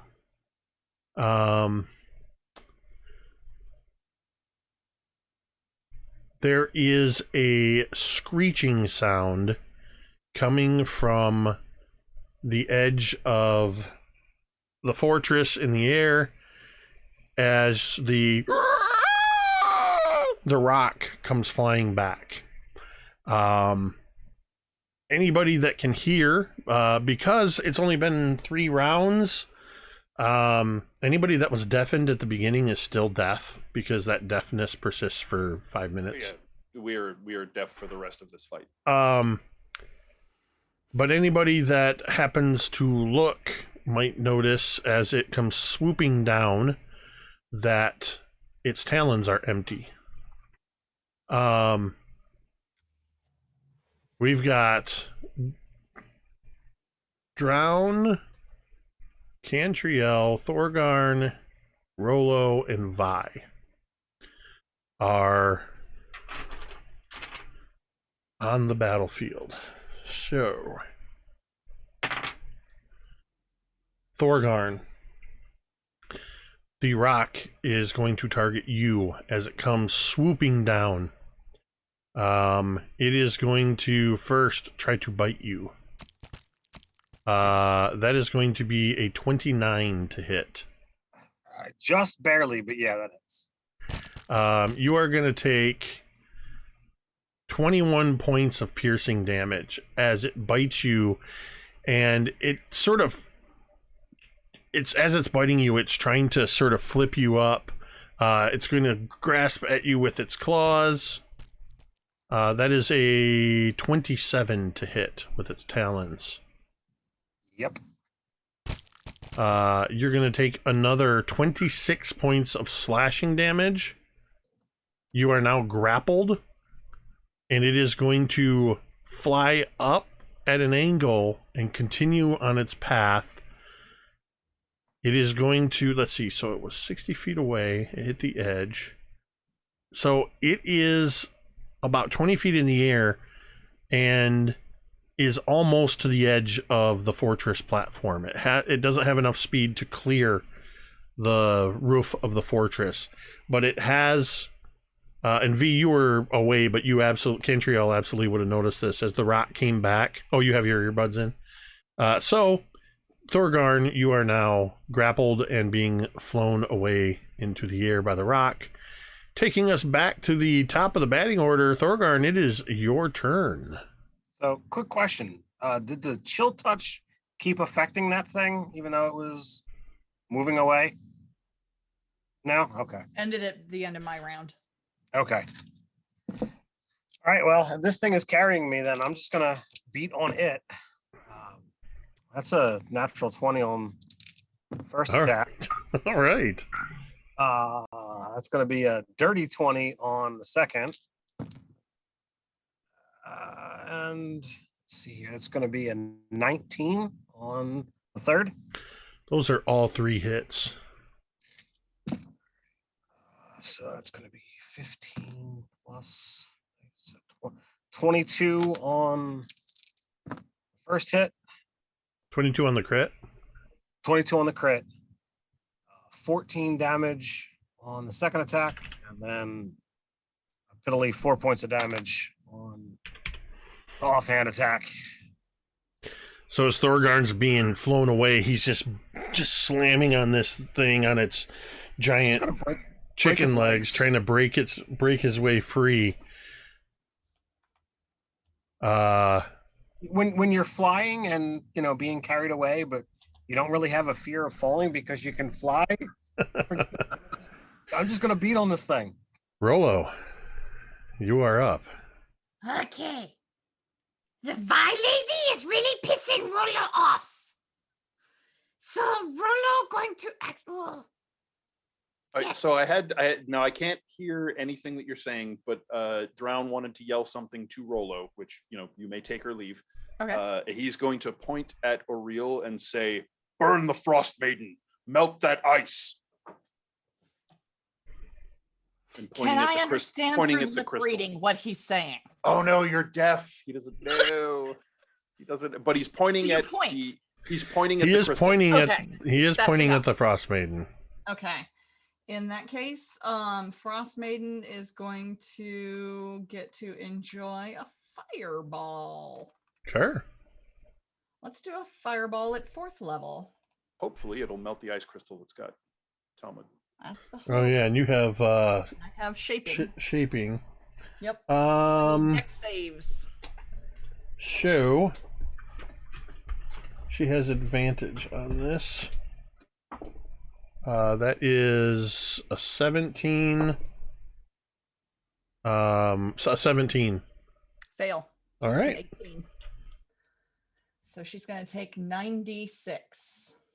9d6 of fire damage. 96. My God. That's 35 damage from fire.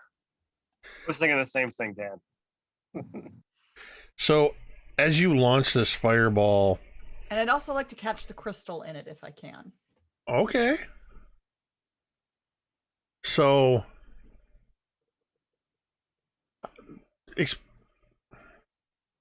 explain to me how your spell shaping, the specific wording of spell shaping. Sure. Give me 1 second. Sculpt spells. When you cast an evocation spell that affects other creatures that you can see, you can choose a number of them equal to 1 plus the spell's level. The chosen creatures automatically succeed on their saving throws against the spell, and they take no damage if they would have normally taken half damage on a successful save. So you hit the Frostmaiden, and you see your fireball does a lot more damage than the power you hit with. You also see that the crystal is instantly melted away. However, because you couldn't see Talmud, you couldn't shape the spell around him. Sorry, Talmud. But you're out. How much was the damage again? 35. 35. Okay. Because you're basically, Talmud's going to basically, well, you know what? He's not out until after the No, spell. yeah, the spell fires off Yeah. and does its damage.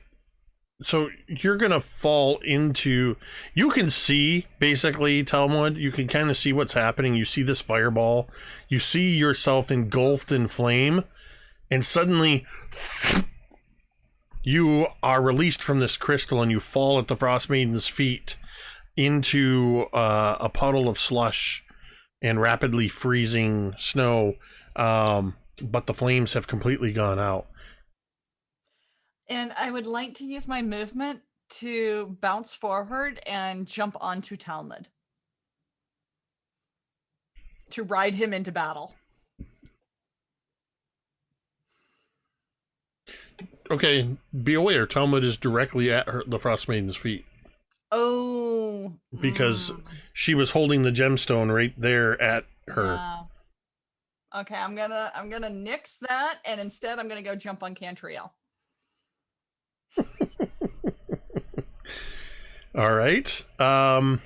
So let's see. She has done that and that. So You did not take the damage, if I understand correctly. no, Talmud did not take any fire damage. I just wanted to make sense. And you only fell about 5 feet, so you're not going to take bludgeoning damage either. But Talmud, it is your turn. Oh, good. Now that I'm here. Am I prone? You would be prone, yes. Okay. So the first thing he does is just gets his feet out underneath of him and kind of stands back up and pulls Gerta Brone free and is going to round on Oriel. And as he does so, as he kind of turns to face her, his tattoos begin to glow, and there is a motherly, matronly looking dwarf who appears, and she looks at Oriel and says, "You should not have done that. There's no reason to be that mean, dearie. It's time someone taught you some manners." And manners are coming recklessly. Manners are coming recklessly. Reckless, angry manners. Manners maketh the person. Exactly. Okay, so that's a 27 to the first one. Oh, 27 to hit, yeah. Your attacks have advantage anyway because of Evard's tentacles. Oh, okay, cool. Then I take back my reckless manners. The second is going to be a 32 to hit. Yeah. Okay. You know what? I don't think I've used the lightning on this today. You have not. Okay. Super crit lightning strike. I'm gonna fry this chicken. Yes. Okay. Does she get a dex save on that? Let me see. I can't remember how we did that. Once per day, you can imbue a single weapon strike with 8d10 lightning damage. The soul bond is only active as long as the Lady Vantage lives. If she dies, this feature, it doesn't say one way or the other. Okay, nope, you're just imbuing it with the lightning damage. Okay. So I think it's because you're adding it to an attack roll, so Yep. you have to. yeah, that makes sense. Okay, so that is going to be 1836 plus 11 twice is 22, so 58 plus 120, so 178 damage. I believe. 178 damage, and that was a super crit. Yes. So I need to remove another 5. Let me make sure I do this I right. sure friggin' hope that was a super crit with that much damage.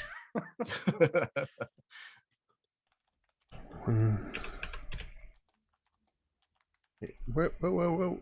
Okay, hold on.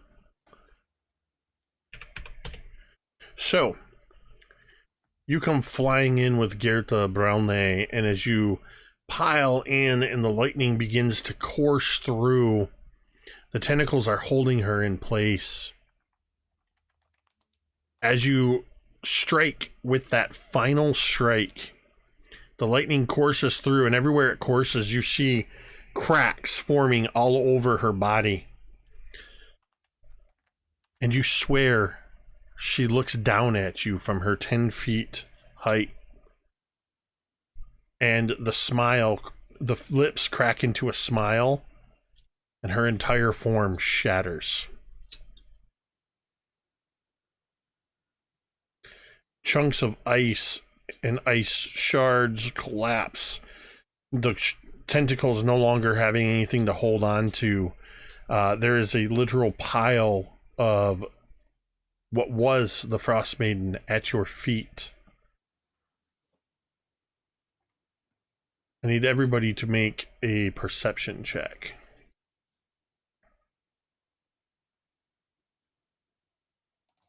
Yeah, I don't get one being carried away. I said everybody. Okay. Got an 11.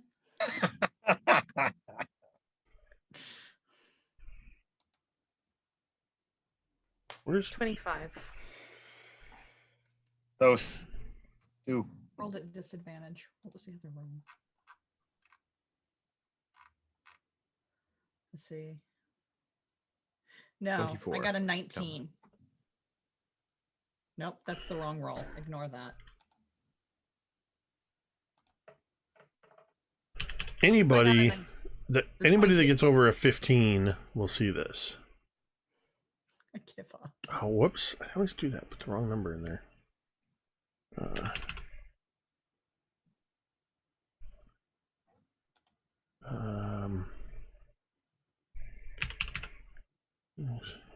Okay, there we go. Had to fix that. You all see as in the center of the roof of the fortress, not that far from, I guess Cantriel is the only one that's still over there, everybody having moved over to where Oriel was. Cantriel, closest to you, I'll say probably about 10 feet away from you. I'm on Cantriel's shoulder. Oh, that's right, because you're over there too. So you would see what looks like in the air a single drop or a single snowflake sort of forms and begins to accumulate other snowflakes rapidly until there is a piece of crystal, what looks like a sort of almost diamond-shaped crystal hovering in the air in front of you, glowing with that same blue glowing energy that Oriel has shown. It's roughly 3 feet in diameter at its widest spot, hovering in the air, and you can already feel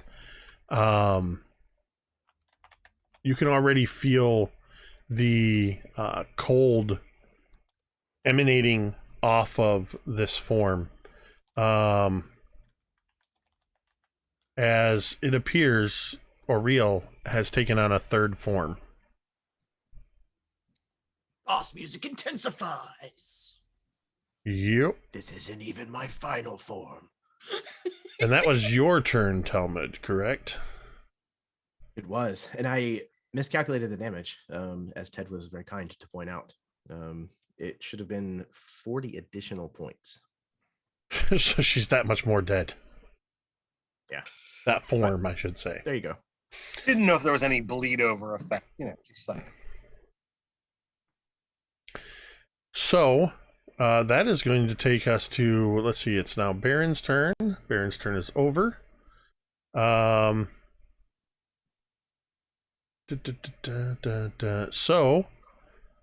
Rollo and Cantriel. The cold spilling off of this new form is so intense, you take 10 cold damage. Does that go through my ring of warmth? No, it'll, if you have anything that resists cold, that'll be still resisted. Okay. So have to 5.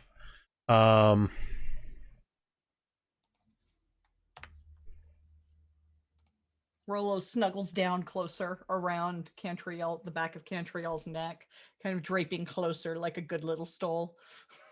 Does it help Cantriel too, or just Rolo? The ring of warmth? Yeah. I don't know. I think it's just Rolo. I think No, it's just you. You're wearing it attuned to it. Yeah. Okay. But you look stylish. Not everybody can wear a kobold stole. Exactly. Okay. So, in addition to that, she is going to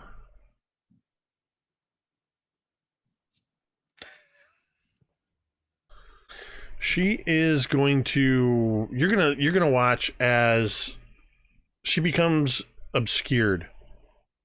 As the area around her and in front of you rapidly snow and wind begins whipping around, and you, Rolo, anybody looking, you can no longer see into this heavily obscured area. But that also means, Rolo and Cantriel, you're caught in this 30-foot radius, this 60-foot diameter blizzard. It is heavily obscured, so it is very difficult for you to see anything. So wait, am I blinded and deafened at this point? Yeah, more or less. Oh, jeez. Okay. And that is going to be Oriel's turn. So we don't need that. Drown. It is your turn. Right. Could I see where the crystal was before it got obscured in the blizzard? Before it got obscured in the blizzard, it was in the middle of the fortress roof. Got it. So, I mean, it was near Cantriel and Rolo, right? So Yep. right about where I moved from last turn. Pretty much. Okay. Then I am gonna go charging in there and see if I can lay about with my staff and get a piece of it. All right. So disadvantage attacks. All right. I think I'm going to use a domain die on that one. Oh, that's much better. So that's one domain die used, and that's going to be a 23 to hit. Sorry, 22. Yes, that will hit. All right. And then I think I am going to, yeah, so we'll do that, and I'll just attack for the second time, and that will also hit. 17 and a 13 for sure. All right, so that's 2 staff hits. All right. 34 damage total between the two of them. 34. Yeah, you stumble into this blizzard, and as soon as the wind's whipping around you, you feel the snow and ice biting into you, and you think you're more or less where it was. You don't even see as your staff connects. You just swing and hit. You feel that reverberation through your hands. And you can hear this sort of sonorous. Crap. Well, actually, no, Someone you don't else hear might. anything because you're deaf. Somebody else might hear that. And as a bonus action, I'll move the spectral tentacle up near, and I'm done. All right. Cantriel. You're in the midst of this. Were you one of the people that was deafened? Oh. So you can hear. Me? You can hear, but you can't see very well. Right. You catch glimpses of this blue light. You hear the sound of a staff striking against this crystal. You hear that sonorous as it struck. What would you like to do?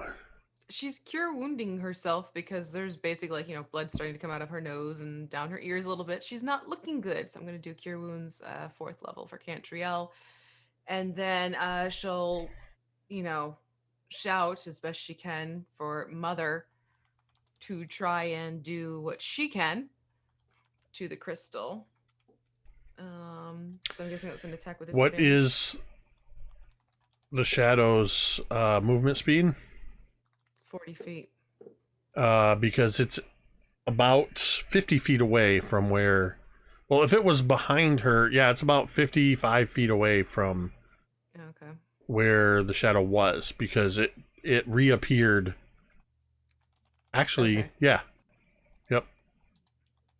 All right, then I'll just do cure wounds and have Mother move to get closer in. That's really all that can happen. That's it. Okay.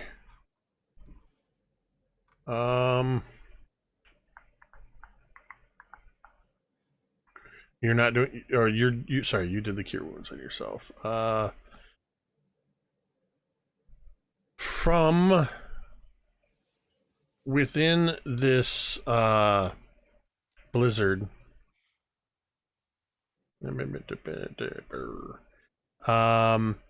blue. There's so much stuff here to look at. This sort of white blue energy comes shooting out. Drown.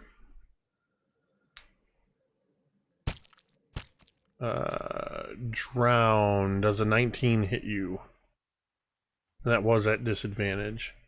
Drown, you are going to take 16 halved to 8 cold damage. As you were struck by a polar ray, as this shoots out as a legendary action. Let's see. Where's my D6s at? 1, 2, 3, 4. Talmud. Jeremy, roll me a D6. That's another one, Hoss. Those that can see, Vi appears to be still under the influence of this Chardolin corruption. Let's see what spell shot she has here.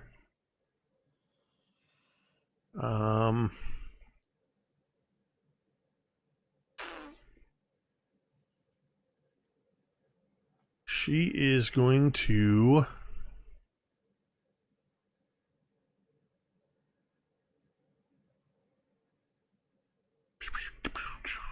She is going... Ooh, that would be a good one.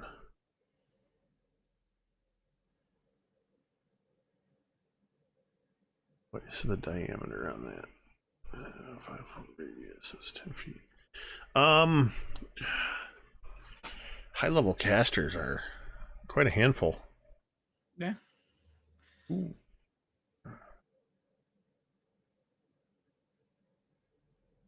Okay. Oh.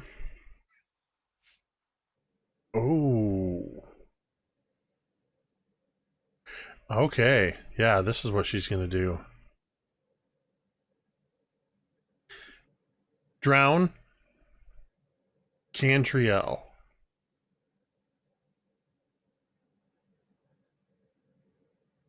You feel beneath your feet, the ground is no longer solid.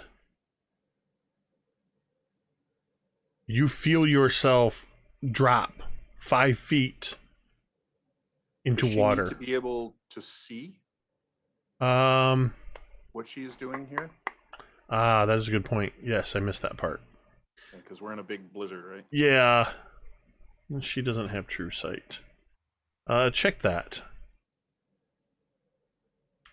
She can't do that one. So she is instead going, you know what?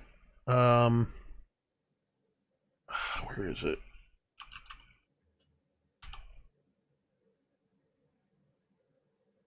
I apologize as I look this up real quick. That is. Oh yeah, I don't think she can do that because she did that. That's why. Okay.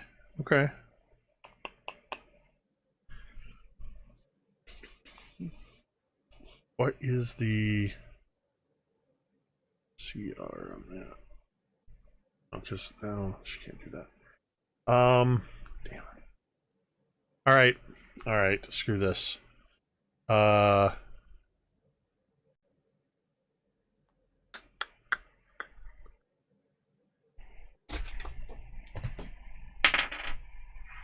She's going to do this at. Oh man, my own blizzard is working against Vi because she can't see anybody. I think she's going to target Thorgarn and the Rock, which sounds like an awesome buddy cop movie. She is going to Thorgarn. Roll me any die and tell me if it's odd or even.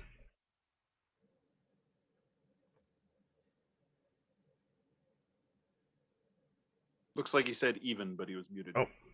I think he rolled a 1 Looks again. No, even. Okay, so even this time it's going to be she flips the staff around to the other side, and she is going to shoot a damn it,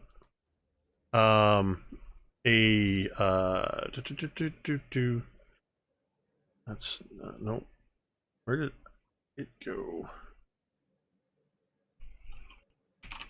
Glad they put these there we go.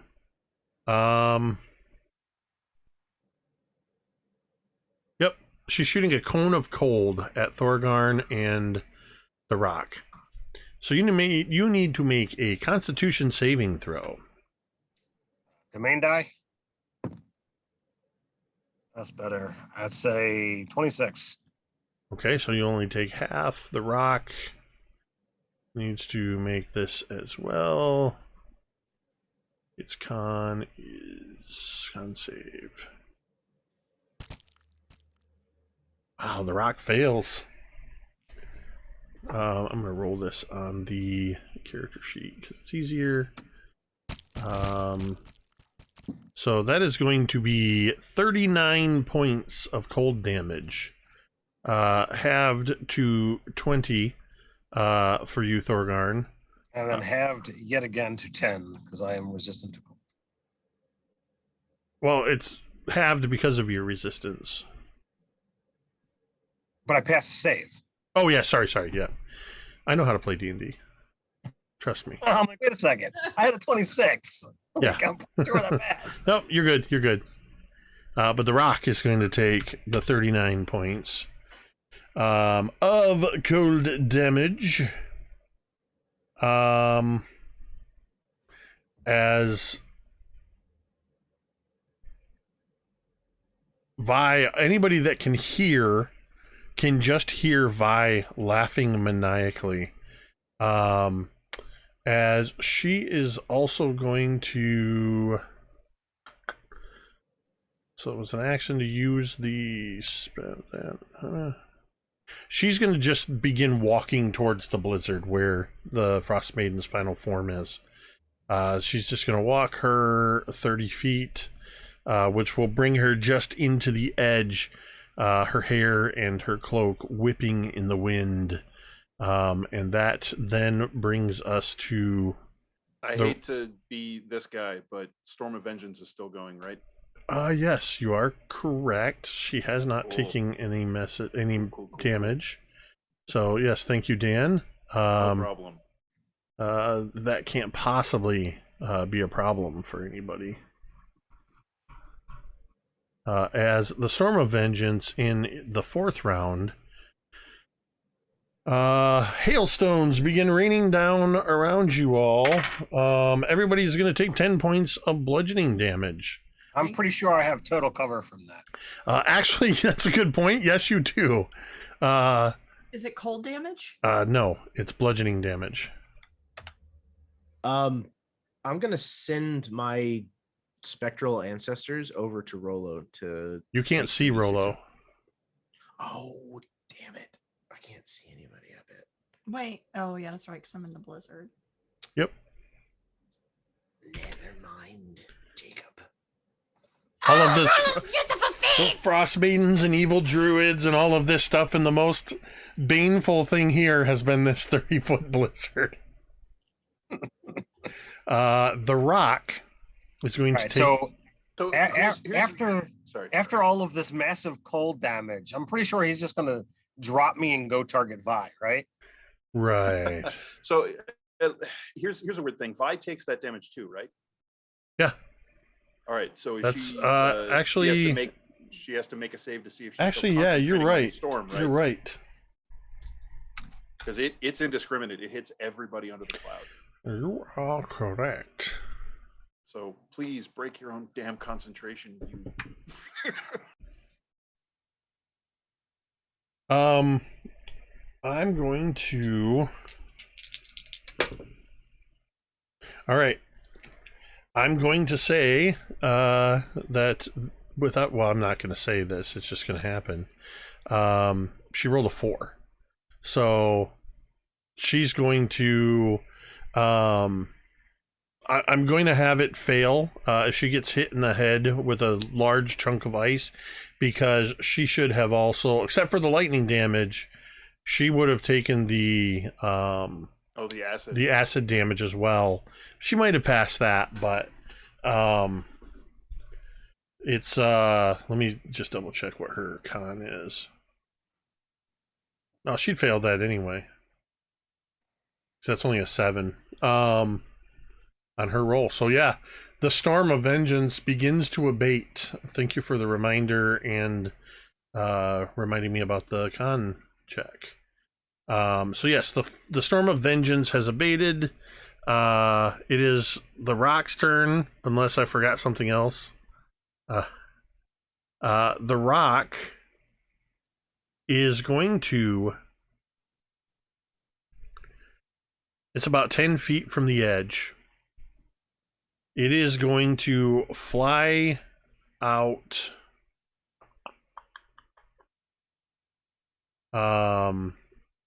till it's about 30 feet past the edge, and it is going to let go of you, Thorgarn. It doesn't know any better. It doesn't know that you can fly. So it is going to release you. And it is going to turn and fly away from you, provoking an opportunity attack. So you can make an opportunity attack against it. What? I'm not raging, and I feel that Thorgarn is smart enough to know he's not in very good health right now. If I attack this thing, it could turn around and literally kill me. So I'm gonna let it fly. Okay, you choose not to take. I do. Just this one time, do not choose violence. Hey, I'll have you know that Thorgarn is, done, since he became a paladin, he does not rage anywhere near as much as he used to. So I've noticed. It's going to turn and fly directly into this 60-foot blizzard. And not like it is going to make an attack at disadvantage.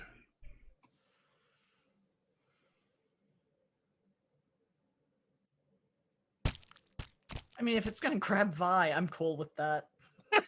With disadvantage, it hits with a 23.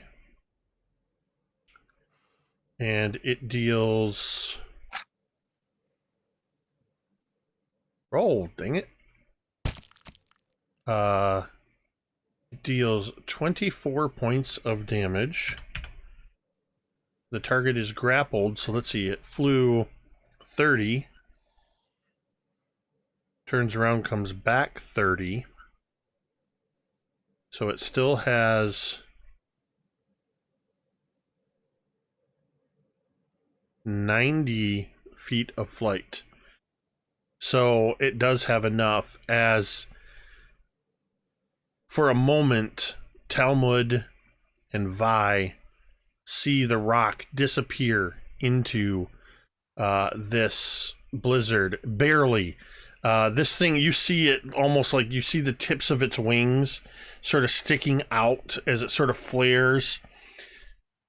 And Cantriel, being one of the only people that can hear, you hear this heavy tung sound as the rock attacks, damages, and grabs the Frostmaiden in her crystal form and flies out of the blizzard and begins flying away. So with 90 feet of movement, it gets to about 20 feet past the edge of the fortress roof. Fun fact. What's it that? Can't get out of my range. You can't see it though because you're in the blizzard. Oh wait, Yep. You're not in the blizzard. Drop. Because the blizzard moved with the crystal, right? yeah, the blizzard actually would move. Let's see, so she chooses to the end of the effect. Yeah, so you would watch Drown, Rollo, and everybody as the blizzard is moved away and moves towards the northern edge. You can just make out the tips of the wings outside of the edge because this thing is gargantuan. As it looks like a blizzard with wings is flying away. That ends the rock's turn. Thorgarn.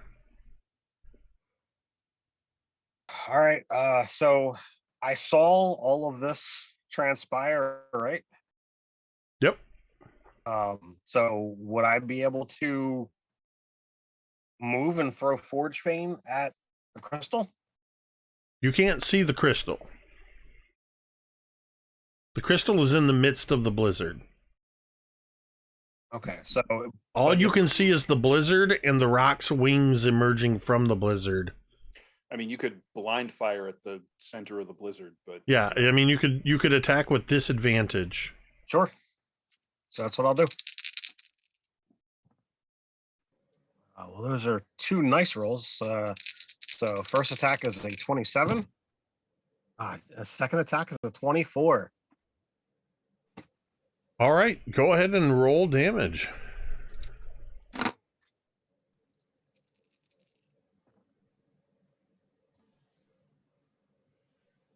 There's going to be a total of 24. You can only assume that you hit something as I just imagine this. You can almost feel it in Forge Fane when it returns to your hand. That sort of vibration of having struck something and you hurl it again. How much you've done, whether you did enough, you don't know, but the blizzard is still up. Okay. Vi is screaming as this thing flies away. You're letting it get away! You're letting her get away! Not yet! Rollo, it's your turn. Rollo bounds off of Cantriel's shoulders and runs outside to the edge of the flying fort, and once again gestures and casts a fireball, and this white fire comes streaking out from her hands and shoots towards the rock and Ariel. All right. That's a dex save. Well, you can imagine that in its crystalline form, that Auriel has incredible dexterity. Even at disadvantage, that's an 18. She's gonna re-roll that. You using domain dice for that? Yep. Well, we just got an extra domain die because of a wonderful raid by Lord Gasumba. Thank you. So, welcome raiders. That is now going to be re-rolled by Auriel.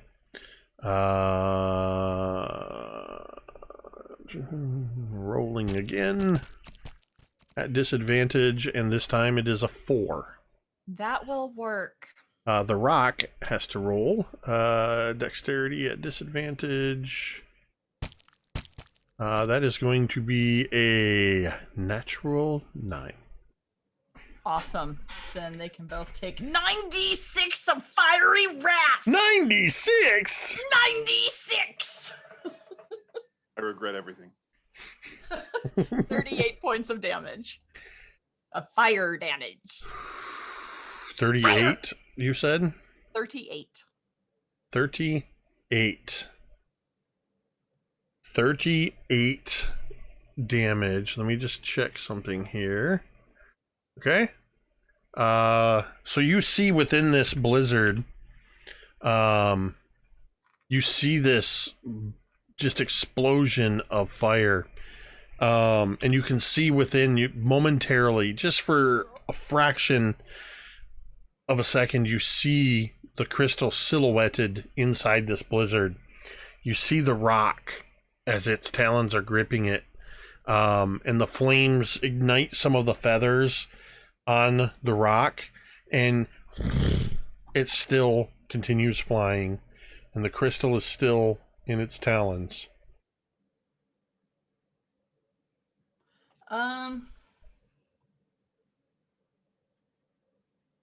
Yeah, that's it for me this round. If I have any movement left, I'll run back to Cantriel. Sure.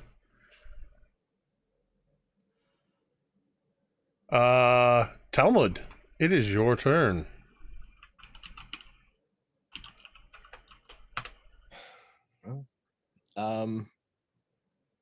Once again, I think everything hostile is out of my reach. So I'll angrily watch it fly away and shake my fist. They're gonna throw a hammer at it. How far is it again? It's actually only 20 feet past the edge of the fortress. The rock is? Yeah. It used all of its movement. It's maybe 10 feet above the level of the, so it's up. Actually, you know what? It wouldn't have flown up with it having her. It would be it would have just started a downward descent. So it is 20 feet. You guys look so excited right now. You know you want Drown to, and Talmud. Talmud like to they like to ride these giant creatures with big wings all the way to the ground. Do it. All right. Talmud turns in his rage and runs and leaps off of the side of this flying castle towards the rock. What is your... I always forget how the jumping works. You can long jump a number of feet equal to your strength score. What is your strength score? 20? Question mark. Yes, 20. Which is exactly the distance the rock is away from you. You are going to have to make an athletics check to grab hold of it, though. Okay. I happen to have advantage of those at the moment because I'm pissy. So that's going to be a dirty 20. That's going to do it. Quick question.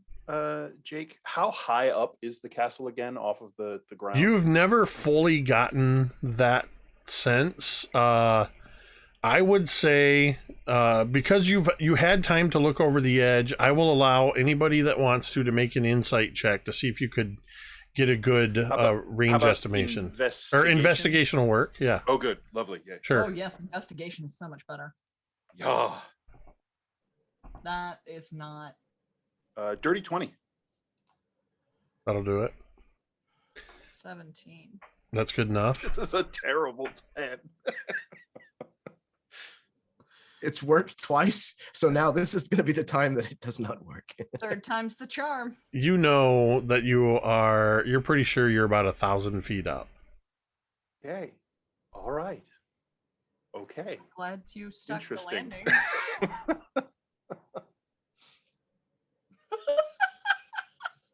I'm excited for this. So you went running and you leapt across and you managed to dig your claws into the feathers of this, and thank you to D&D Jordan Lee, 1/3 of Mini Terrain Domain, Jordan! for jumping in with that resub and getting you another domain die. Talmud, you have hold of the rock, and that was all part of your move action. So what are you going to do? Okay. Or movement? I guess there isn't move action. Yeah. So holding on with one hand, kind of, wrapped around this feather. He's gonna swing Gerta back just with the one hand, so I'll take disadvantage on it, but I'll also be reckless, I suppose, and just start wailing on the side of this Well, rock. you're on its back, right? Not hanging from it, aren't you? You're not. You're on its back. Okay, then yeah. Yeah, I mean the check was basically just to hold on from landing because you were Bounce leaping. off. You were leaping your distance. You were right at that max distance. Absolutely. So you just had to see if you got on there. Now now we're into some Shadow of the Colossus stuff. As you're climbing across looking for the glowing blue rune and about to. In that case, he'll do it all badass. He'll hit it and kind of tumble forward into like a standing position, and then like shove the toe of his boot like beneath some of these feathers on this thing's neck to kind of like hook, all Fremen style. And then he's gonna bring Gerta up over his head and smash twice directly down. Did you just mix Dune with Shadow of the Colossus? Yeah. Maybe I did. I'm here for it. I'm here for it. Yeah. Just all Frusian all the time here. I love it. Go for it. Yeah, and I'll do so recklessly. And that's a 20. One of them natural 20s. All right. You should smite. You should crit it. Double crit it. Yeah. Wait. Or super crit it with the second one that doesn't crit Yeah, I on was its gonna own. say that's yep. Okay. So the second is gonna be a 31 to hit. Yeah. Which I will turn into the super crit. So Gonna spend 5 domain dice to turn. So we got a crit and a super crit. Yeah. Staffing gave us a number we had to hit tonight, I believe. So Yeah. I don't know where we're at with, we've gone up and down. So I imagine somebody's keeping track of that. But I do know that you're more than 10 below where you started. But you've also spent quite a few of them. Acerson says 35 you've spent. okay. All right. So that first one. Ooh, okay, that's good. So that's 11, and 11 is 22, and then plus 12 is. Oh, I just lost my number. 34. Okay. And I'm a barbarian of decent level, so I get to roll my damage die again for another 6. So that's 40. 40. Okay, so that's the crit. 40 for the crit. And then the double crit we figured out was, or the super critical rather was, no, not the lightning this time. Okay, so No, because you already used your lightning. Exactly. Okay, so that's 12. 12 is 58. 4, plus 11, 58. Yep. So, such is the way as happens with Talmud and Thorgarn throughout the Dawnbringers adventures. Talmud, you're bringing Gerta Brownley down, and you just open up some wounds on the back of this rock's neck, and the hot blood is just spraying out, and you are just covered in this viscera. The blood is staining the white feathers of the rock. You feel it sort of falter a bit, and I'm going to say, because you crit and super crit on it with that much damage, I'm going to make you make a dex save as it sort of, and you're standing on top of this thing. I will let you do so with advantage. Okay. Well, I mean, you get to do so with advantage. I'm not letting you. Well, The rules are. Yeah, you can see it. Okay. It's happening. It's 18. That's good enough as you are able to maintain and sort of almost just surfing on the back of this thing. You're good to go. So that's, I believe, This thing your is still turn. flying, right? Yep. Okay. Yeah. Yeah, you're definitely, I mean, this thing is straight up bleeding now.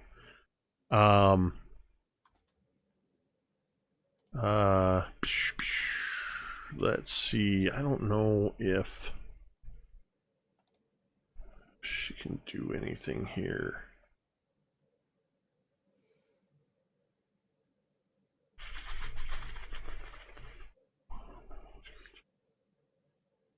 Nope. Nope. Oriel is not doing anything. So that's not there. Drown, you are up. Okay. Well, I think Drown is going to go barreling off the edge and leap onto the back of the rock. All right. What's your jumping distance? 20. So one thing I do want to do, there's like, this thing ripped itself out of the mountain. There was ice, glacier, stone. Any of the stonework that is crumbled or broken, that's kind of just scattered around, any of that nearby? Yeah, everywhere. Okay, so as Drown runs, he scoops up a chunk of broken masonry and just dives off the edge into the cloud at the back of the rock. I see what you're doing. Yeah, you're able to do that, and I just need the athletics check as you leap off into the night. You know what? I'm going to spend a domain die on that. Let's not take any chances, shall we? 22. All right. You land on it, just able to grab hold of some of the tail feathers and kind of pull yourself up. And you are on the back of the rock as well. All right, then I'm going to, bellowing such that he can only feel it rumbling in his own chest but can't hear it, grab the staff in two hands and just drive it down onto the spine of this thing. Okay. Are these with disadvantage? No. Because of the blizzard or the Oriole blizzard? No, because you're literally standing on the back of a gargantuan bird. You don't need to be able to. I'm not going to make you roll disadvantage on that. Then that's a nat 20 on my first attack. All right. What? You two are becoming the go-to for grabbing hold of the flying thing and pummeling it to the ground. Doing horrible things to it. So then the second one is going to be a actions. Where is it? That's a 17 to hit on the second. A 17 to hit on the second one, I do believe. That hit the rock. Yeah, that's a hit. Cool. All right. So on the that. What's that? Wait, hold on. Let's see. As I'm jumping, I'm also going to drop a hex on it with no, you know what? I'm not going to do that because that's my last spell slot. We're not doing that. All right. So just a critical hit. So max damage on one of them. So It's 27 on the first hit. Okay. And do we only double the dice on a super crit, right? Not the bonuses. Super crit is double max damage. So double everything. Oh Yep. God. All right then.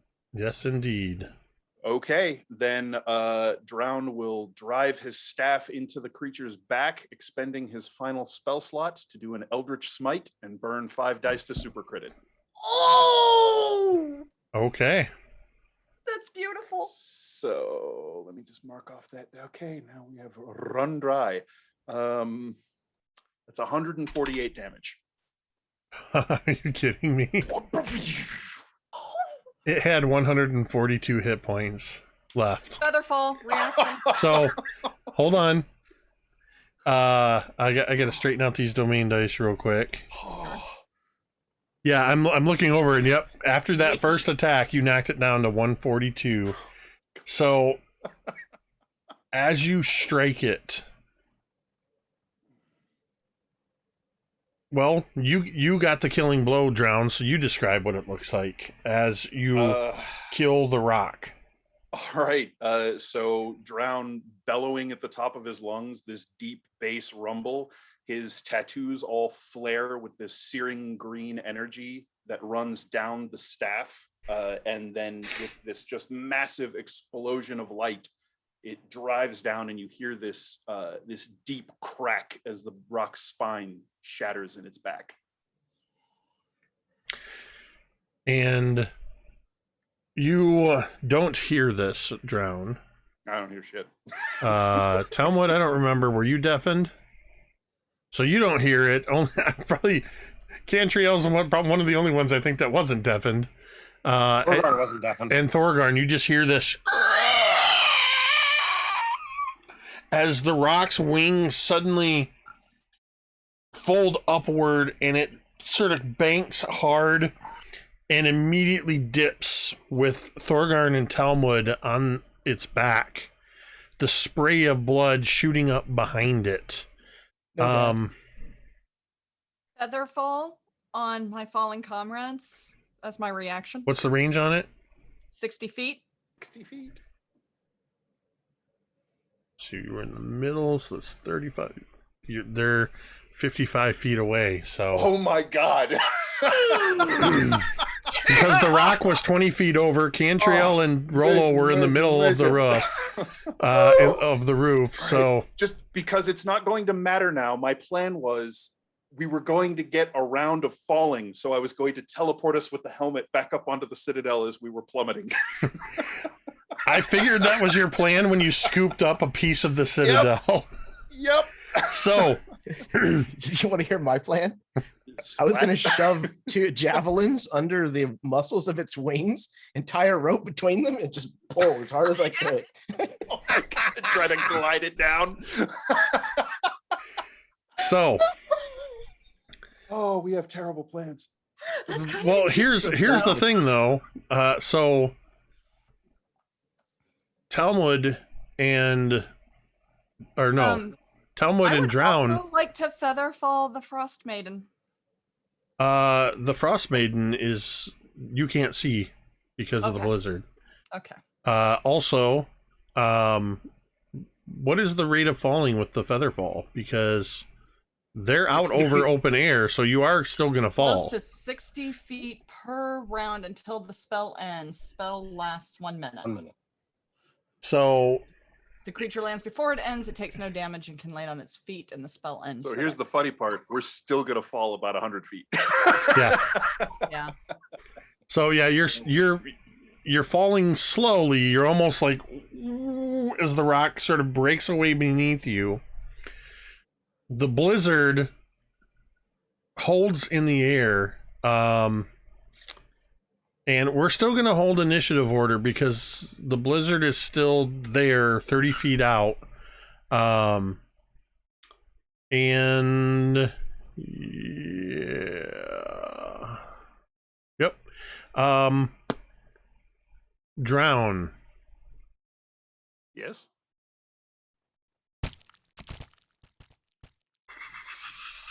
Does a dirty 20 hit you? Oh, yeah. From out of the blizzard, a polar ray fires up and deals 19 points of cold damage. So have that to 10 for your resistance. As she uses a legendary action, Cantriel, it is your turn. Okay, so feather falling folks. Where's Vi again?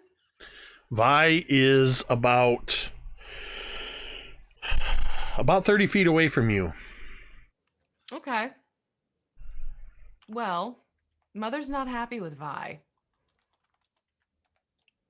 So Mother's going up behind Vi and she's going to start doing life drain on Vi. Okay. So that is the first thing that's going to go down. Oh, D4 too. Okay, so that is going to be math 24 to hit. 24 to hit. Vi is going to be a hit. Okay. And then it is going to be 4 necrotic, but then 3 off the strength. Okay. And let's see here. So that's Vi is taking... Whoops. 4 necrotic damage, 3 off of the strength. Mm-hmm. Okay, that's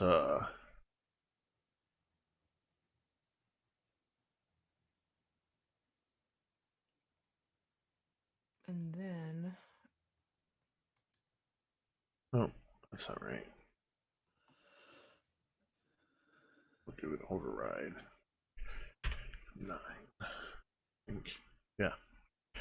Okay.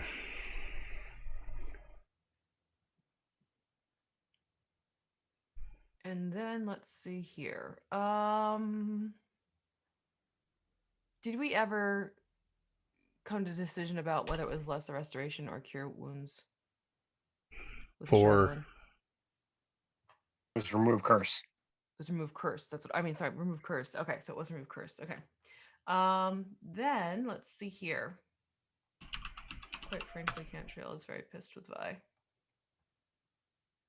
So yeah, she's gonna shoot at Vi. No, she's not gonna shoot at Vi because I have that up. She's gonna throw produce flame at Vi. okay. So it is 3d8. Okay, that is. Hold on. That's a 14. To hit. Yeah.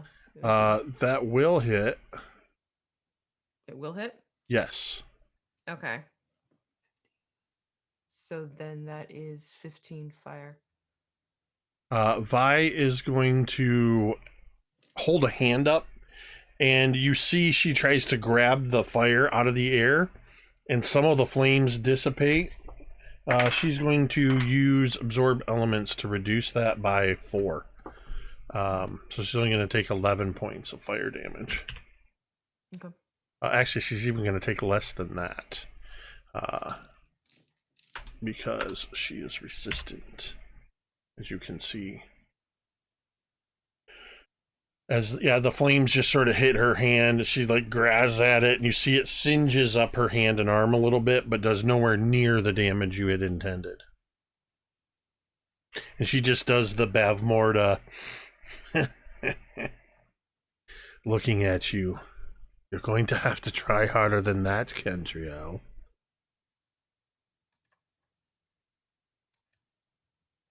Then that is it for Cantriel then.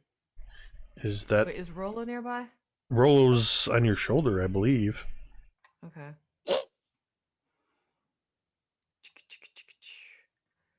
No more nice lady.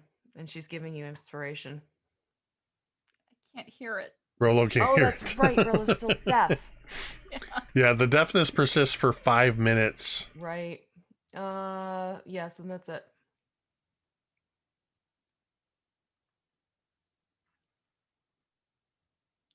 do deep down appreciate Cantriel for reasons she can't state.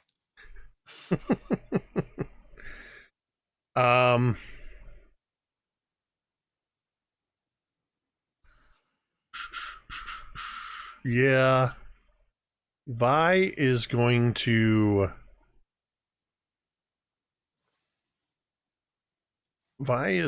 look at you, and she is going to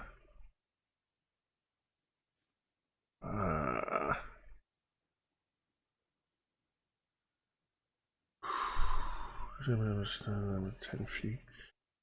Yep, this is what I was looking for. Do I have the spell slot for it though? Yes, she does. She is going to cast a spell at you, Cantriel. You need to make a Constitution saving throw.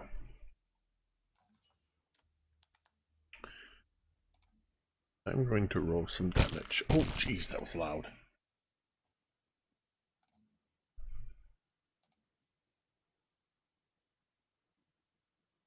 So how's your con save?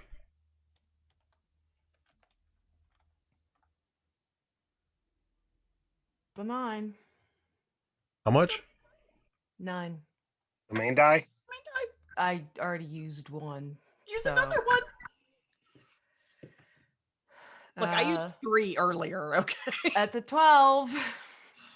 Okay, you take 39 points of necrotic energy as she holds out her hand, and you almost see this Chardolin energy coursing across you as she casts Blight on you. How far away is Cantriel from Talmud? Far. Very far, because you're You're falling away. slowly. Just double check. In fact, you at this rate, you don't even see what's happening. You and Drown can't see the top of the fortress. Makes perfect sense. I just got to double check this. No, because it's, where did it go? It's why on earth? What? Oh, there it is. Nope. So sorry, something's.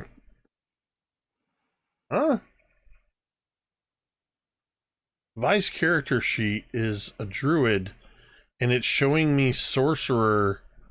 It's suddenly showing me sorcerer abilities on the bottom of her character sheet. Have you tried reloading the page? Yeah, I'm gonna try that because I'm like, I know there's something down there that I'm looking for. He said reluctantly. I'm so sunburned. Okay, so I don't know why it's showing me sorcerer things on here suddenly. There's what I was looking for. With no cost and component. It's a... Okay, I was just double checking. So after she casts Blight, she turns, leaps into the air, and her cloak seems to transform into wings as you watch her wild shape into a giant eagle. And she is going, let's see, she's with you. She was 30 feet away, which put her 30 from the edge. But if you were in the middle, so that was near the edge. Yep, she's got enough then, because Talmud, or the Frostmaiden is, the Frostmaiden is 20, the edge, she has 80 flying.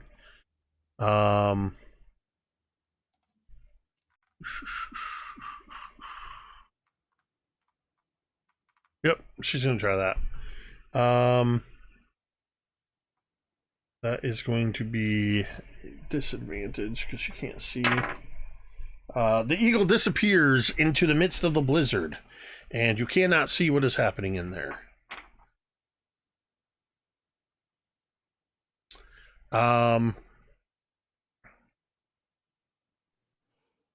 So at this point, this is how we're going to resolve this for the moment. would you continue to fall drown, or would you teleport yourselves back up? I think he's probably going to teleport them back up. So We can't afford to just be out of the fight. So this is how we're going to resolve this for the moment. Drown and Talmud teleport back up amidst the rest of you on the surface here. You see this blizzard, and you can hear nothing for a few moments as the blizzard is slowly moving away.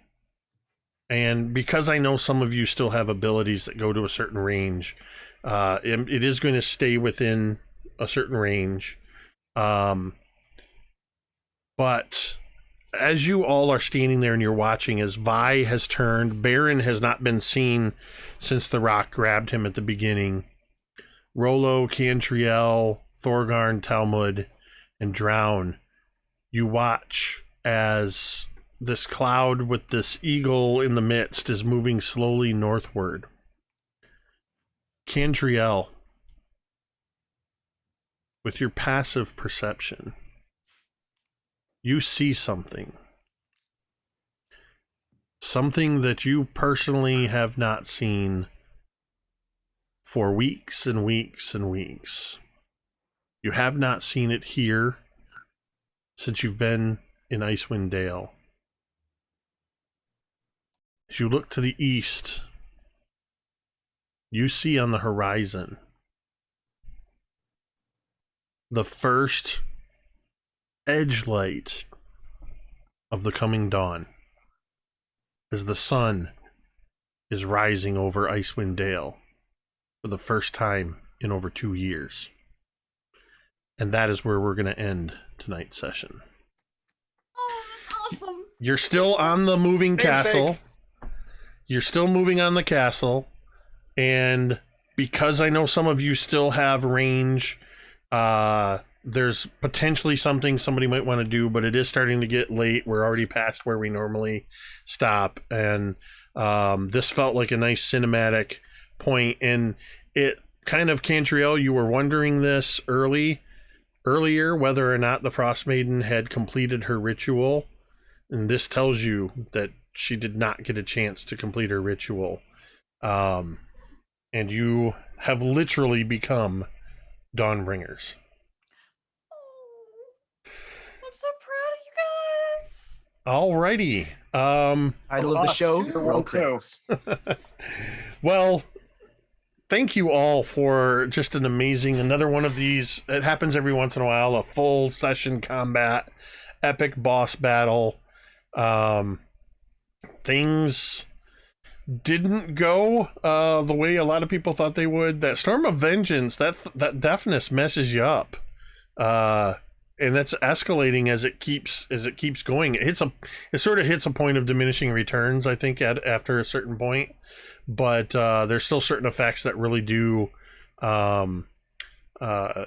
continue to be a battlefield control, and the Frostmaiden was more formidable perhaps than you might have thought.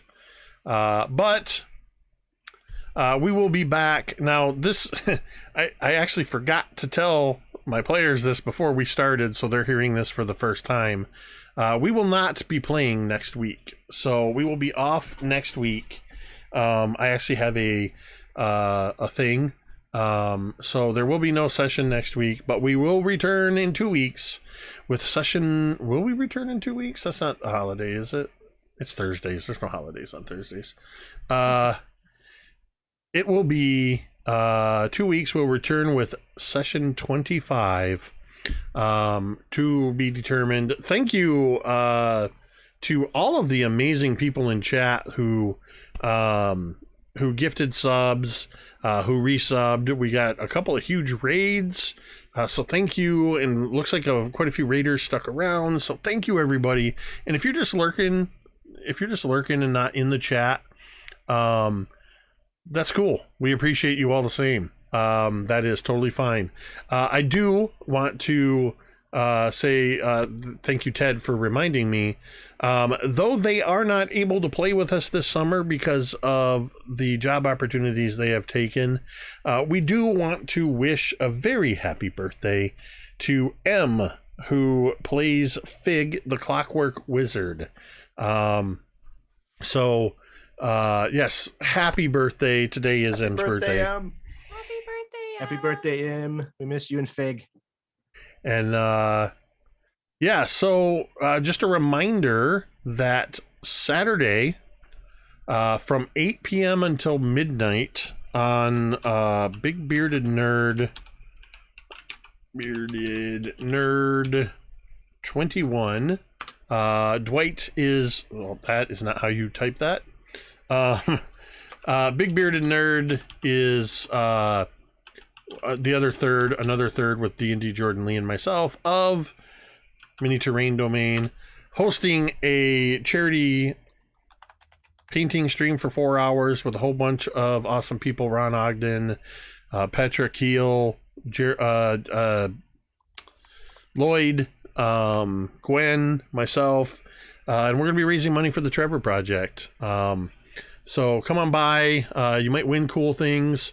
We've got some donated prizes for giveaways, and we're just going to hang out and have fun painting minis and talking whatever, with a truly international crew, because it is the International House of Minis crew, with us as guests. So be sure to check that out.